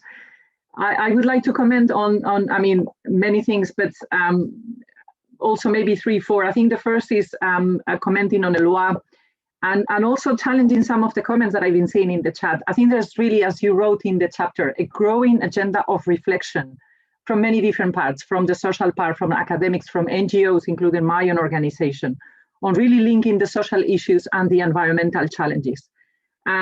Because as you said in the chapter, we are seeing the link between the inequalities and the ecological crisis, and it's really the most vulnerable who are already paying the prices of this ecological crisis, and the ones already suffering from the impacts of climate change and environmental degradation.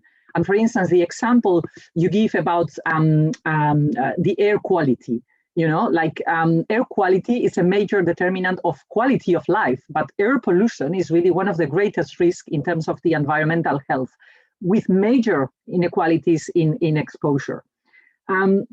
So also what you said, that the crisis is showing that the current model has some limits in the way we measure the success of our societies. What is a collective horizon? Is the growth for the sake of growth, but also in the way we are treating nature, and we are really exploiting the natural resources. And this is also something that really complements a work that we've been doing as well in WWF, and especially in Europe, because we publish a report also as a contribution to the post-recovery that we call it towards a new well-being economy. And this is not a concept that we invented, but we really play it around as one of the elements to really take us in the path to recover from the COVID.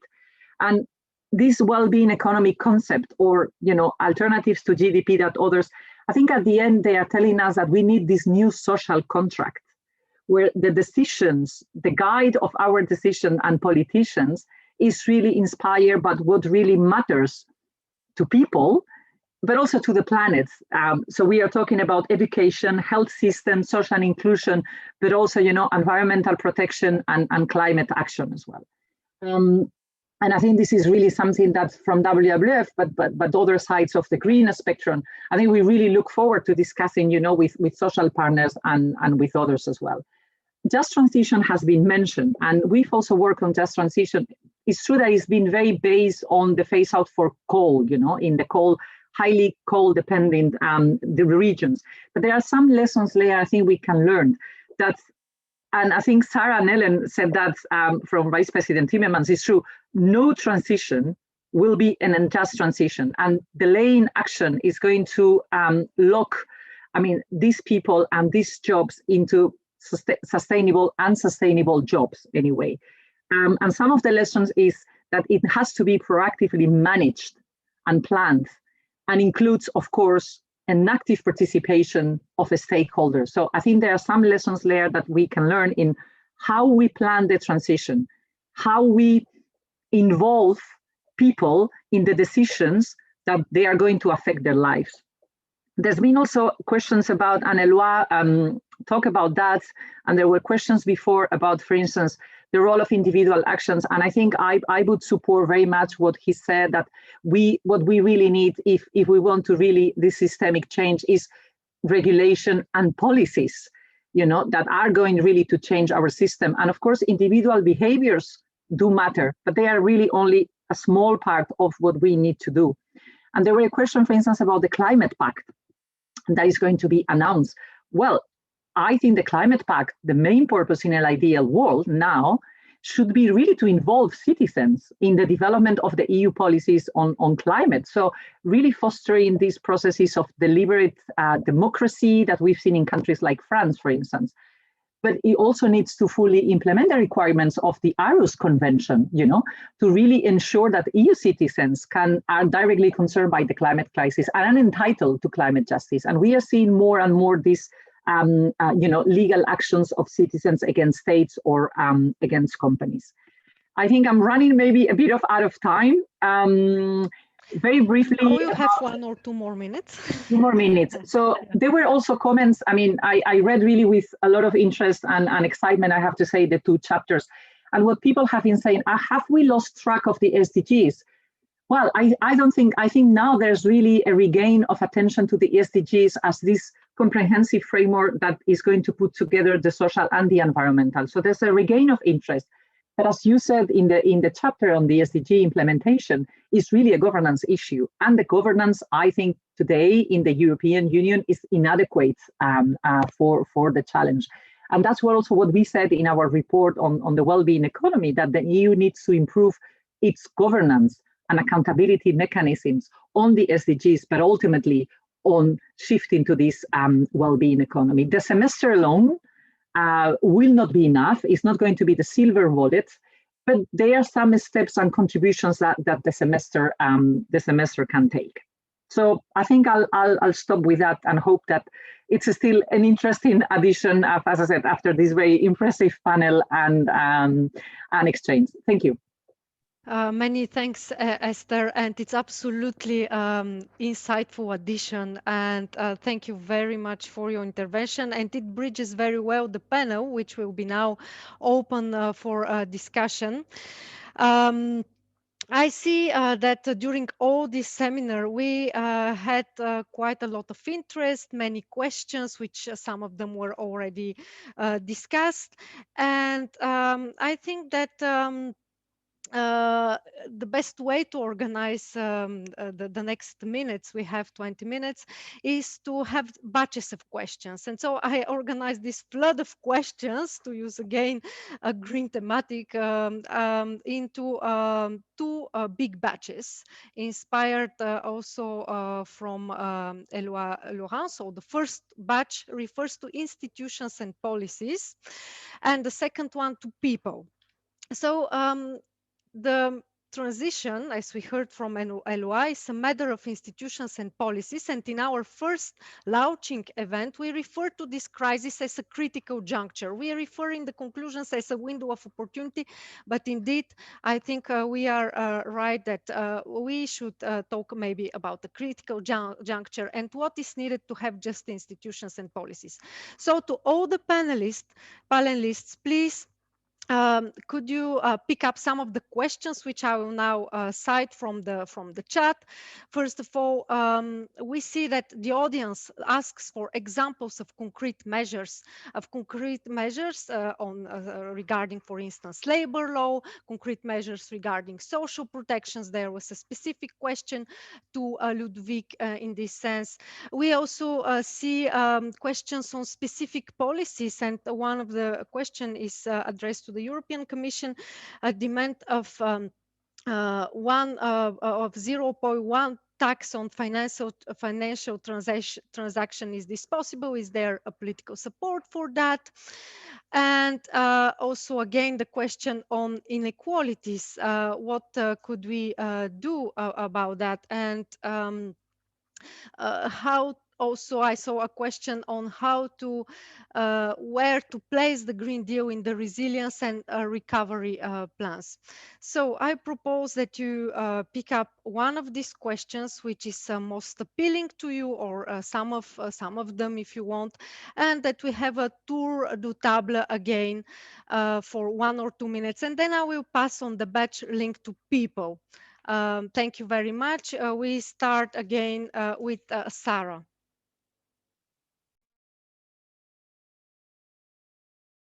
No, sorry, Slavina.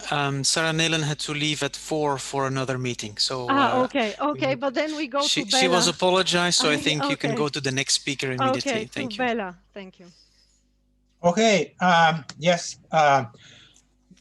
Thank you. I will probably pick one question on the financing. Either it is financial transactions tax or carbon tax or revenues from an extended ETS. This could all be used for a much more massive just transition policy. Which of the three or even more is more viable? It is up to the political debate, but certainly funds are available, and it is absolutely necessary because as Ludovic also said, the current just transition fund and mechanism is, well, I wouldn't say the word ridiculous, but it's not up to the challenge by far. And it is also ill-defined because it has a character of a crisis management tool. So it shouldn't be understood as a crisis management tool. It is a tool to manage a transition, an epochal transition we are going through. So it is not dealing with certain hotspots of crisis only, but on a much massive scale. And well, the territorial approach might be a good practical way to go, but it shouldn't be a coal transition. It is the coal transition and the phase out of coal is very important from emissions reductions point of view, but it's a very tiny fragment of the overall employment. It is a couple of 350,000 jobs in a Europe of 230 million. It is important. Don't misunderstand me, but we have much bigger issues. The car industry has 14 million jobs.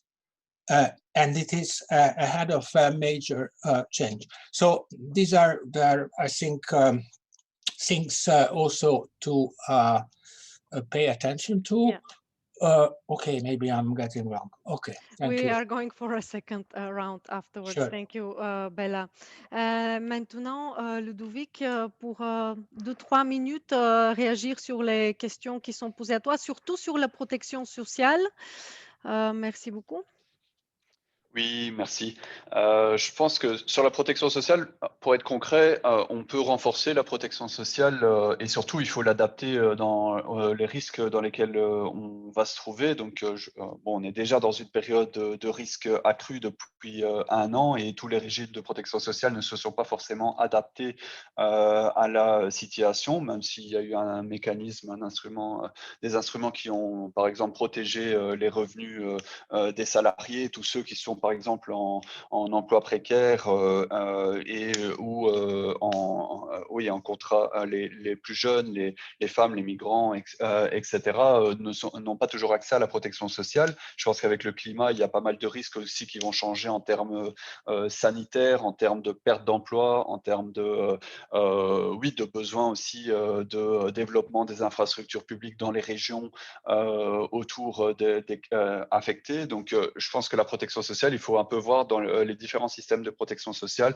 comment on apporte les questions de garantie d'emploi, comment on apporte la question d'assurer des allocations de chômage, une couverture santé et en tout cas d'apporter des revenus minimum décents pour que chacun puisse vivre. Je pense que c'est ça qui doit être clé. J'ai pas une réponse clé, mais c'est un peu ces principes-là qui doivent après s'appliquer dans les États selon les besoins. Je dirais alors aussi la question des compétences que j'ai vu dans le chat. Moi, vraiment, comme ça a été mis dans le chat, je crois que la question des compétences et de la formation des salariés, pour eux, le défi de demain, c'est justement une nécessité sociétale où c'est les acteurs politiques, institutionnels au niveau des entreprises et aussi, quand on veut bien, de nous dans les discussions, les syndicats via le dialogue social, qui peuvent justement mettre en place ces stratégies de décarbonation pour ne pas faire avec des anticipations des changements des jobs pour demain, sans mettre justement la pression individuellement sur le travailleur, sur sa formation, avec un narratif qui est souvent qu'il va falloir changer de job. Moi, je ne suis pas spécialement d'accord qu'il faut changer de job. Il faut préparer la façon dont les gens vont pouvoir trouver et garder leur job pour demain. Je crois que c'est ça, en tant qu'acteur, qu'on doit porter pour protéger. Merci beaucoup, Ludwig. And I now go immediately to Linda. Linda, please, for your comments on the questions that I just asked and some other questions from the chat. Thank you. Yeah, I mean, just looking at some in the chat. On the issue of there's several questions about like a financial transaction tax.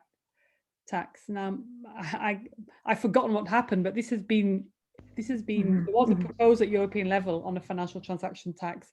And I think in the end, it was one of these enhanced cooperation things where 11 governments decided to work together because they couldn't get agreement at European level because of the taxation directives. But I can't think what happened to that proposal, whether it had any effect. And somebody else, I'm sure, in the audience does know. And so it'd be interesting to look at these measures. I know there's a whole debate about own resources for the European Union, which is ongoing. And there might be, as part of the debate on the future of Europe, some of these issues might be put on the table. So I think reform of taxation is going to be one of the key issues. I'm not an economist, I'm not an expert, but I think what's interesting, and that's why the opportunity I was mentioning, is that these issues are now on the table politically in a way they weren't on the table even 2-3 years ago. And so if we were to go through the issues about which kind of reform we need, identify which ones are indeed at the EU level, which are national level reforms. And also, we now have an opportunity to work looking at what's happening in the US. I mean, Joe Biden yesterday announced a whole raft of measures, including interesting ideas like it was a climate justice commission was announced. So I think that there's new things happening where there's new opportunities. We don't hear much about small state theories now. That's kind of gone out of fashion. So there is a moment in which to reflect, but they're very, very broad questions here. And I think we could work out a menu of what are the issues and pick one or two to prioritize that people really want to see delivered and work out whether they're at national or at the European level. Thank you very much, Linda. And I go straight away to Esther because the time is pressing. I'll maybe take a question about the resilience and the recovery national plans and the European Green Deal. Well, great. now I think it's fair to acknowledge that there's going to be an unprecedented amount of EU public funds that they are going really to be channeled into the national level. And there are some principles that are going to guide those investments. And it's true that, for instance, the agreement on the 30% spending for climate, when you look at the overall amount, it's really quite significant. We wanted also to have something for biodiversity, well, but it's at least is mentioned there. So I think it's really, and also the principle that Sarah and Ellen said, the do no harm the do no harm approach as well. So meaning we shouldn't be investing money into fossil fuel industries, you know, and this type of destructive activities. So there's a great opportunity there, but the process is going to be as important as the content as well, because this is where we really need to get, you know, to the regional needs, to allow citizens and other, you know, civil society organizations, trade unions, and others really to participate in the design. And for the time being, the signals that we are getting are not very positive. And I think the Commission now, it's putting pressure on member states as well to really, with more indications about consulting, you know, the public and the stakeholders as well. So I think that's going to be very critical because, again, I think we might just miss an opportunity to put us on the path, you know, of this more climate neutral, nature positive, that moreover creates also jobs that are very needed now to recover from COVID. Thank you very much, Esther. And now to close this debate, I would like to ask all of you, just in 30 seconds, to what is the main message that you would like that the audience takes away today? The audience was asking very often for concrete measures, concrete questions. Please, for 30 seconds, everybody. I start with Bella. Bella, please go on. Okay, I think we need a much more comprehensive approach for a socially balanced ecological transition to a zero carbon economy. So what we are doing now is just crisis management, little decorative adjustment kind of measures, but we need to do a lot to manage all this employment change, and we have to see that such a revolutionary change of society cannot happen in a society that is insecure, that it is where change is a risk, and so we need to have a different approach, and for that we need a more comprehensive welfare state, indeed, and a eco-social state. Yeah. Many thanks, Bella. So comprehensive welfare state for you. And je passe la parole à Ludovic pour 30 secondes. Merci.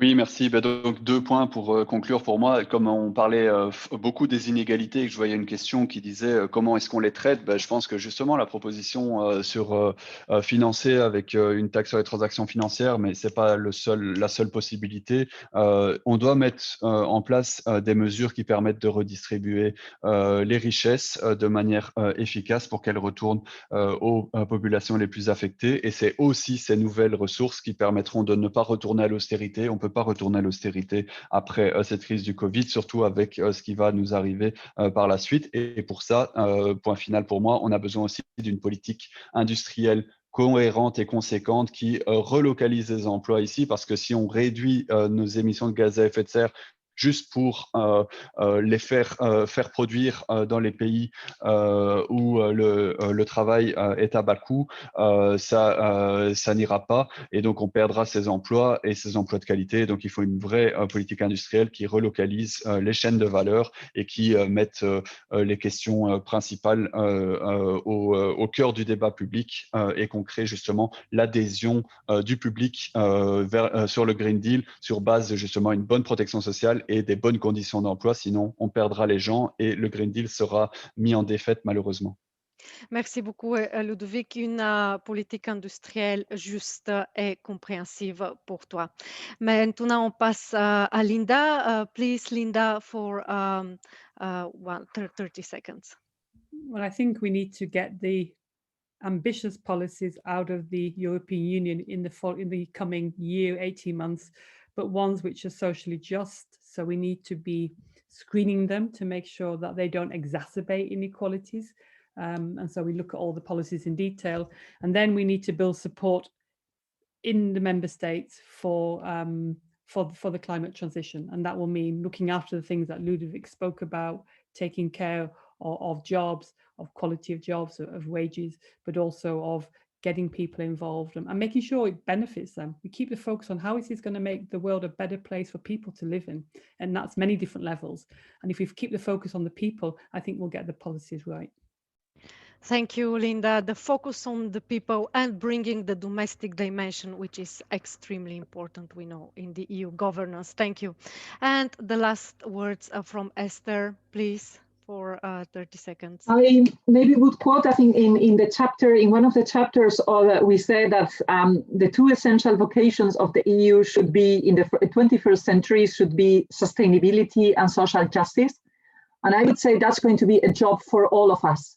More than ever, I think we need to get really out of the silos of our organizations and really build these joint narratives, but also joint action. I think people, keep referring to what we can do, and we are already a lot of things, but that's really a call for, to really work together for an EU that cares about people and cares about planet.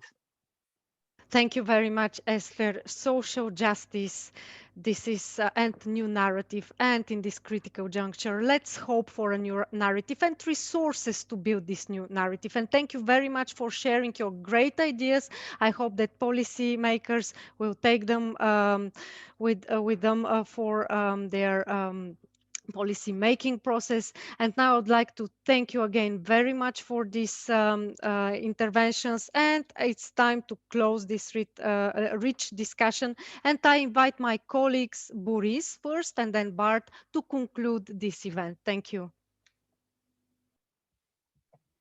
Oui, merci Slavina, vous m'entendez bien? Oui. Parfait. Donc, je vais apporter quelques éléments de conclusion concernant le Green Deal et le plan de relance. Et puis, Bart prendra le relais pour apporter quelques éléments concernant la gouvernance. Donc, les objectifs du Green Deal, à savoir une transition juste vers une Europe climatiquement neutre à l'horizon 2050, a temporairement été occulté par la pandémie. Et dans ce contexte, la suspension temporaire des aides d'État, la suspension temporaire des règles budgétaires a donné lieu à un nombre impressionnant d'aides d'État pour atténuer les conséquences socio-économiques de la pandémie. Et donc, on voit qu'en janvier 2021, le montant total des aides d'État qui ont été autorisées par la Commission européenne s'élevait à 2 000 milliards d'euros. Donc, c'est 2 fois le budget initial du Green Deal en quelques mois. Et quand on regarde l'ensemble de ces aides d'État, en fait, on se rend compte qu'il est très peu fait mention des objectifs environnementaux et climatiques de l'Union européenne. À l'inverse, on voit par exemple que la France a octroyé une aide d'État de 5 milliards au secteur automobile et l'Allemagne une aide d'État de 6 milliards au secteur aérien. Dans le même ordre d'idée, on peut être aussi surpris que le programme de rachat d'actifs de la BCE qui a été donc lancé en réponse à la pandémie, c'est notamment fait au profit de majors de l'industrie fossile, dont des entreprises comme Eni et Total. Pourtant, le plan de relance est supposé s'appuyer sur une double transition, pour une transition verte et une transition écologique. D'ailleurs, les plans de relance nationaux, pour être avalisés par la Commission, devront prévoir 37% d'investissements liés au climat et à l'environnement et 20% d'investissements liés à la transition digitale. Mais en fait, en ce sens, le plan de relance s'inscrit dans la continuité du Green Deal, c'est-à-dire qu'elle repose sur l'hypothèse qu'il serait possible à grande échelle de découpler croissance économique et émissions de gaz à effet de serre. Or, on l'a vu avec Éloi Laurent, rien n'est moins sûr. Et donc, la relance et la sauvegarde de l'économie européenne place l'UE à un carrefour et pose une question fondamentale qui est comment répondre à l'urgence du court terme sans compromettre les objectifs à long terme. Merci beaucoup, Boris. Et la parole est à Bart pour conclure ce séminaire. Merci. Boris, tu avais terminé? Non, j'avais pas terminé, mais je croyais que j'avais plus de temps. Donc, Ah non, pardon. Non, je pense que tu peux terminer ta phrase, pas de problème, vas-y. Ah oui, d'accord. Oui, donc voilà, on l'a vu, Éloi Laurent parlait d'un changement de paradigme pour mener à l'établissement d'un État social écologique. Et l'Agence européenne de l'environnement aussi, dans un rapport qu'elle a sorti ici en janvier 2021, appelle à changer de modèle et à se détourner de l'impératif de croissance économique. Et donc, je conclurai en disant que le plan de relance va inévitablement mener l'Union européenne à faire des choix entre sauvegarde de l'emploi, réduction des émissions de gaz à effet de serre et croissance économique. À moins de changer radicalement de paradigme, une chose qui était impensable il y a encore un an, mais qui pourtant, on l'a vu aujourd'hui, se retrouve au centre du débat européen. Je vous remercie. Merci beaucoup, Boris. Désolée de t'avoir coupé. Je pensais vraiment que c'était ta dernière phrase. Donc, Bart, s'il te plaît, pour conclure ce séminaire. Many thanks also from my side to begin with to the panelists of today's event for a very interesting debate, and I want to thank you, particularly Slavina, for giving me the final word. I like that, and also for your truly excellent moderation, which also allowed us to finalize this seminar on time. So job well done. Boris, you made my life easy with your very good points, very clear points about the Green Deal and the related debates. So what I want to do is just bring in a few additional horizontal points in 6-7 minutes or so.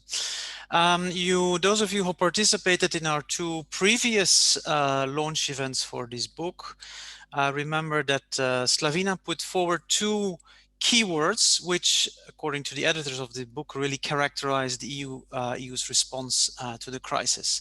The first one, you may remember, was solidarity, not in a romantic sense, but in its meaning of mutual responsibility.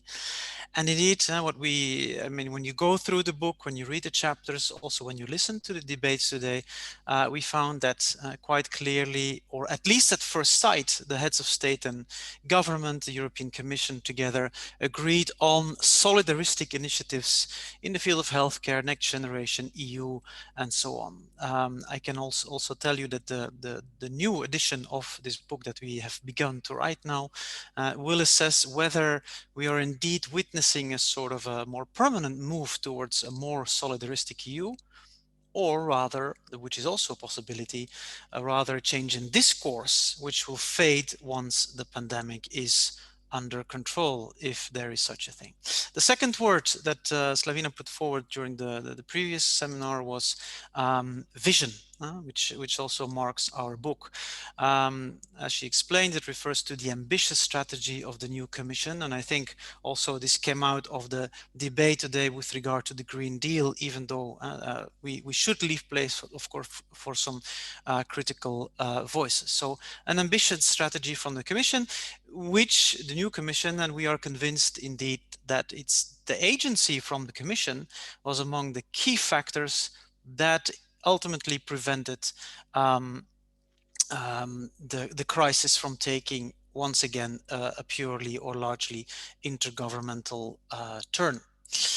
Now, what we heard today is that despite the pandemic, the Commission followed indeed several of its ambitious policies, including a beginning of an implementation of its Man on the Moon Green Deal, and also the planned integration of the Sustainable Development Goals in the semester, two topics that were at the core of our discussion today. Even though it's not visible to the outside world, I think we all learned today that the 2020 semester cycle indeed was partially aligned with the UN 2030 agenda and the Sustainable Development Goals. So this we learned from Sebastiano and Matteo. And one of the things that I will take home this evening, because exceptionally I'm in the office today, so for once I will take something home, is this notion of policy conundrum. And I had to look it up, I admit it. I'm not an English speaker. It simply means a confusing and difficult problem to solve. And I think this is indeed important. And I was happy in a way that Sarah Nelen from the European Commission simply confirmed that the Commission is in a way stuck between, on the one hand, the impossibility to cover all the 17 SDGs and the entire 2030 agenda in the semester, and on the one hand, knows very well that going back to the previous situation with a standalone process of on the SDGs simply doesn't work. So this is indeed a policy conundrum. Now, one could be cynical, of course, and I'm not a cynical person. Those of you who know me know that. But one could be cynical for one moment and argue that the whole idea of integrating the SDGs in the semester will in any case fade into oblivion now that key components of the semester itself have been downgraded. Because indeed the semester's main purpose, for now at least, is to implement the recovery and resilience funds. And one can indeed wonder whether the EU will ever return to the European semester as we knew it. If you want to know the answer to that question, you have to read the next edition of our book. This brings me, Slavina, to my last point, what I would call the much needed socialization of the recovery fund, which we haven't discussed today, but that I want to put on the agenda also of policymakers, social partners, NGOs, etc. I won't hide that as a researcher, as an applied researcher, I'm in fact worried about the proposed governance of the Recovery and Resilience Fund. The implementation of this fund and what is left of the European semester will be driven by the Secretary General of the European Commission, SecGen, in close cooperation with DG ECFIN. And we know that a key role has been assigned to the Economic and Finance Committee, the EFC, which can pull the emergency brake if a member state doesn't fulfill the milestones and targets as explained in its National Recovery and Resilience Program. By contrast, and this is where my worry comes in, it seems that with the creation of the Recovery and Resilience Fund, much of the territory that has been gained over a decade by social affairs players in the European semester is again being contested. Some of you may know that Jonathan Zeitlin and myself coined the notion of the socialization of the European semester, and one of its aspects was indeed what we found, that the European Commission's DG Employment, but also the Ministers of Social Affairs that meet in the EPSCO Council, its advisory bodies, the European social partners, EU-level NGOs, etc., slowly but certainly built or obtained a key role in the governance of the semester. This is no longer guaranteed, and I am being very prudent in the way I put this. And I think indeed that this development is problematic because if we look at the draft regulation for the RRF, we read that member states should adopt measures to ensure equal opportunities, inclusive education, fair working conditions, and adequate social protection in the context of their recovery funds. In other words, essential social investments, essential reforms are going to take place.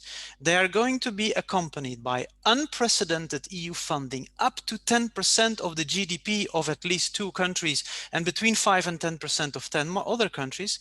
And social affairs players have so far acquired a very meager formal access to the RRF decision-making process. This raises concern.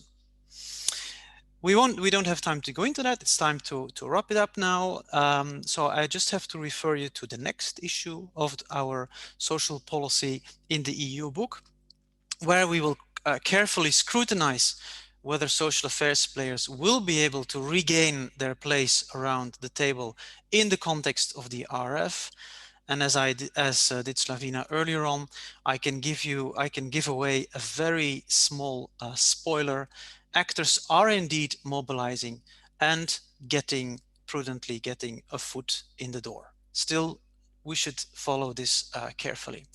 And this is, to final words, the beauty, of course, of our job as applied researchers, to keep our finger on the pulse of what is happening out there at the EU level, share it with a wide audience as we are doing today. And how the story ends, you will have to wait a few months. We expect our next book by November this year. Now, to be clear, what I want to do is not just add the book that we just published to the series that we've produced over the past year. I don't know if you can see over my shoulders, the 20 editions of the book that we've produced so far are there. In fact, what we want to do and why we write this book is that participants, speakers, policymakers like yourselves, activists, social partners out there, pick it up, use it as a tool to work with. And so I would warmly encourage you to do that. Also to get back to us with feedback, with your comments, with your criticism on the conference, on the book. We're very interested in that.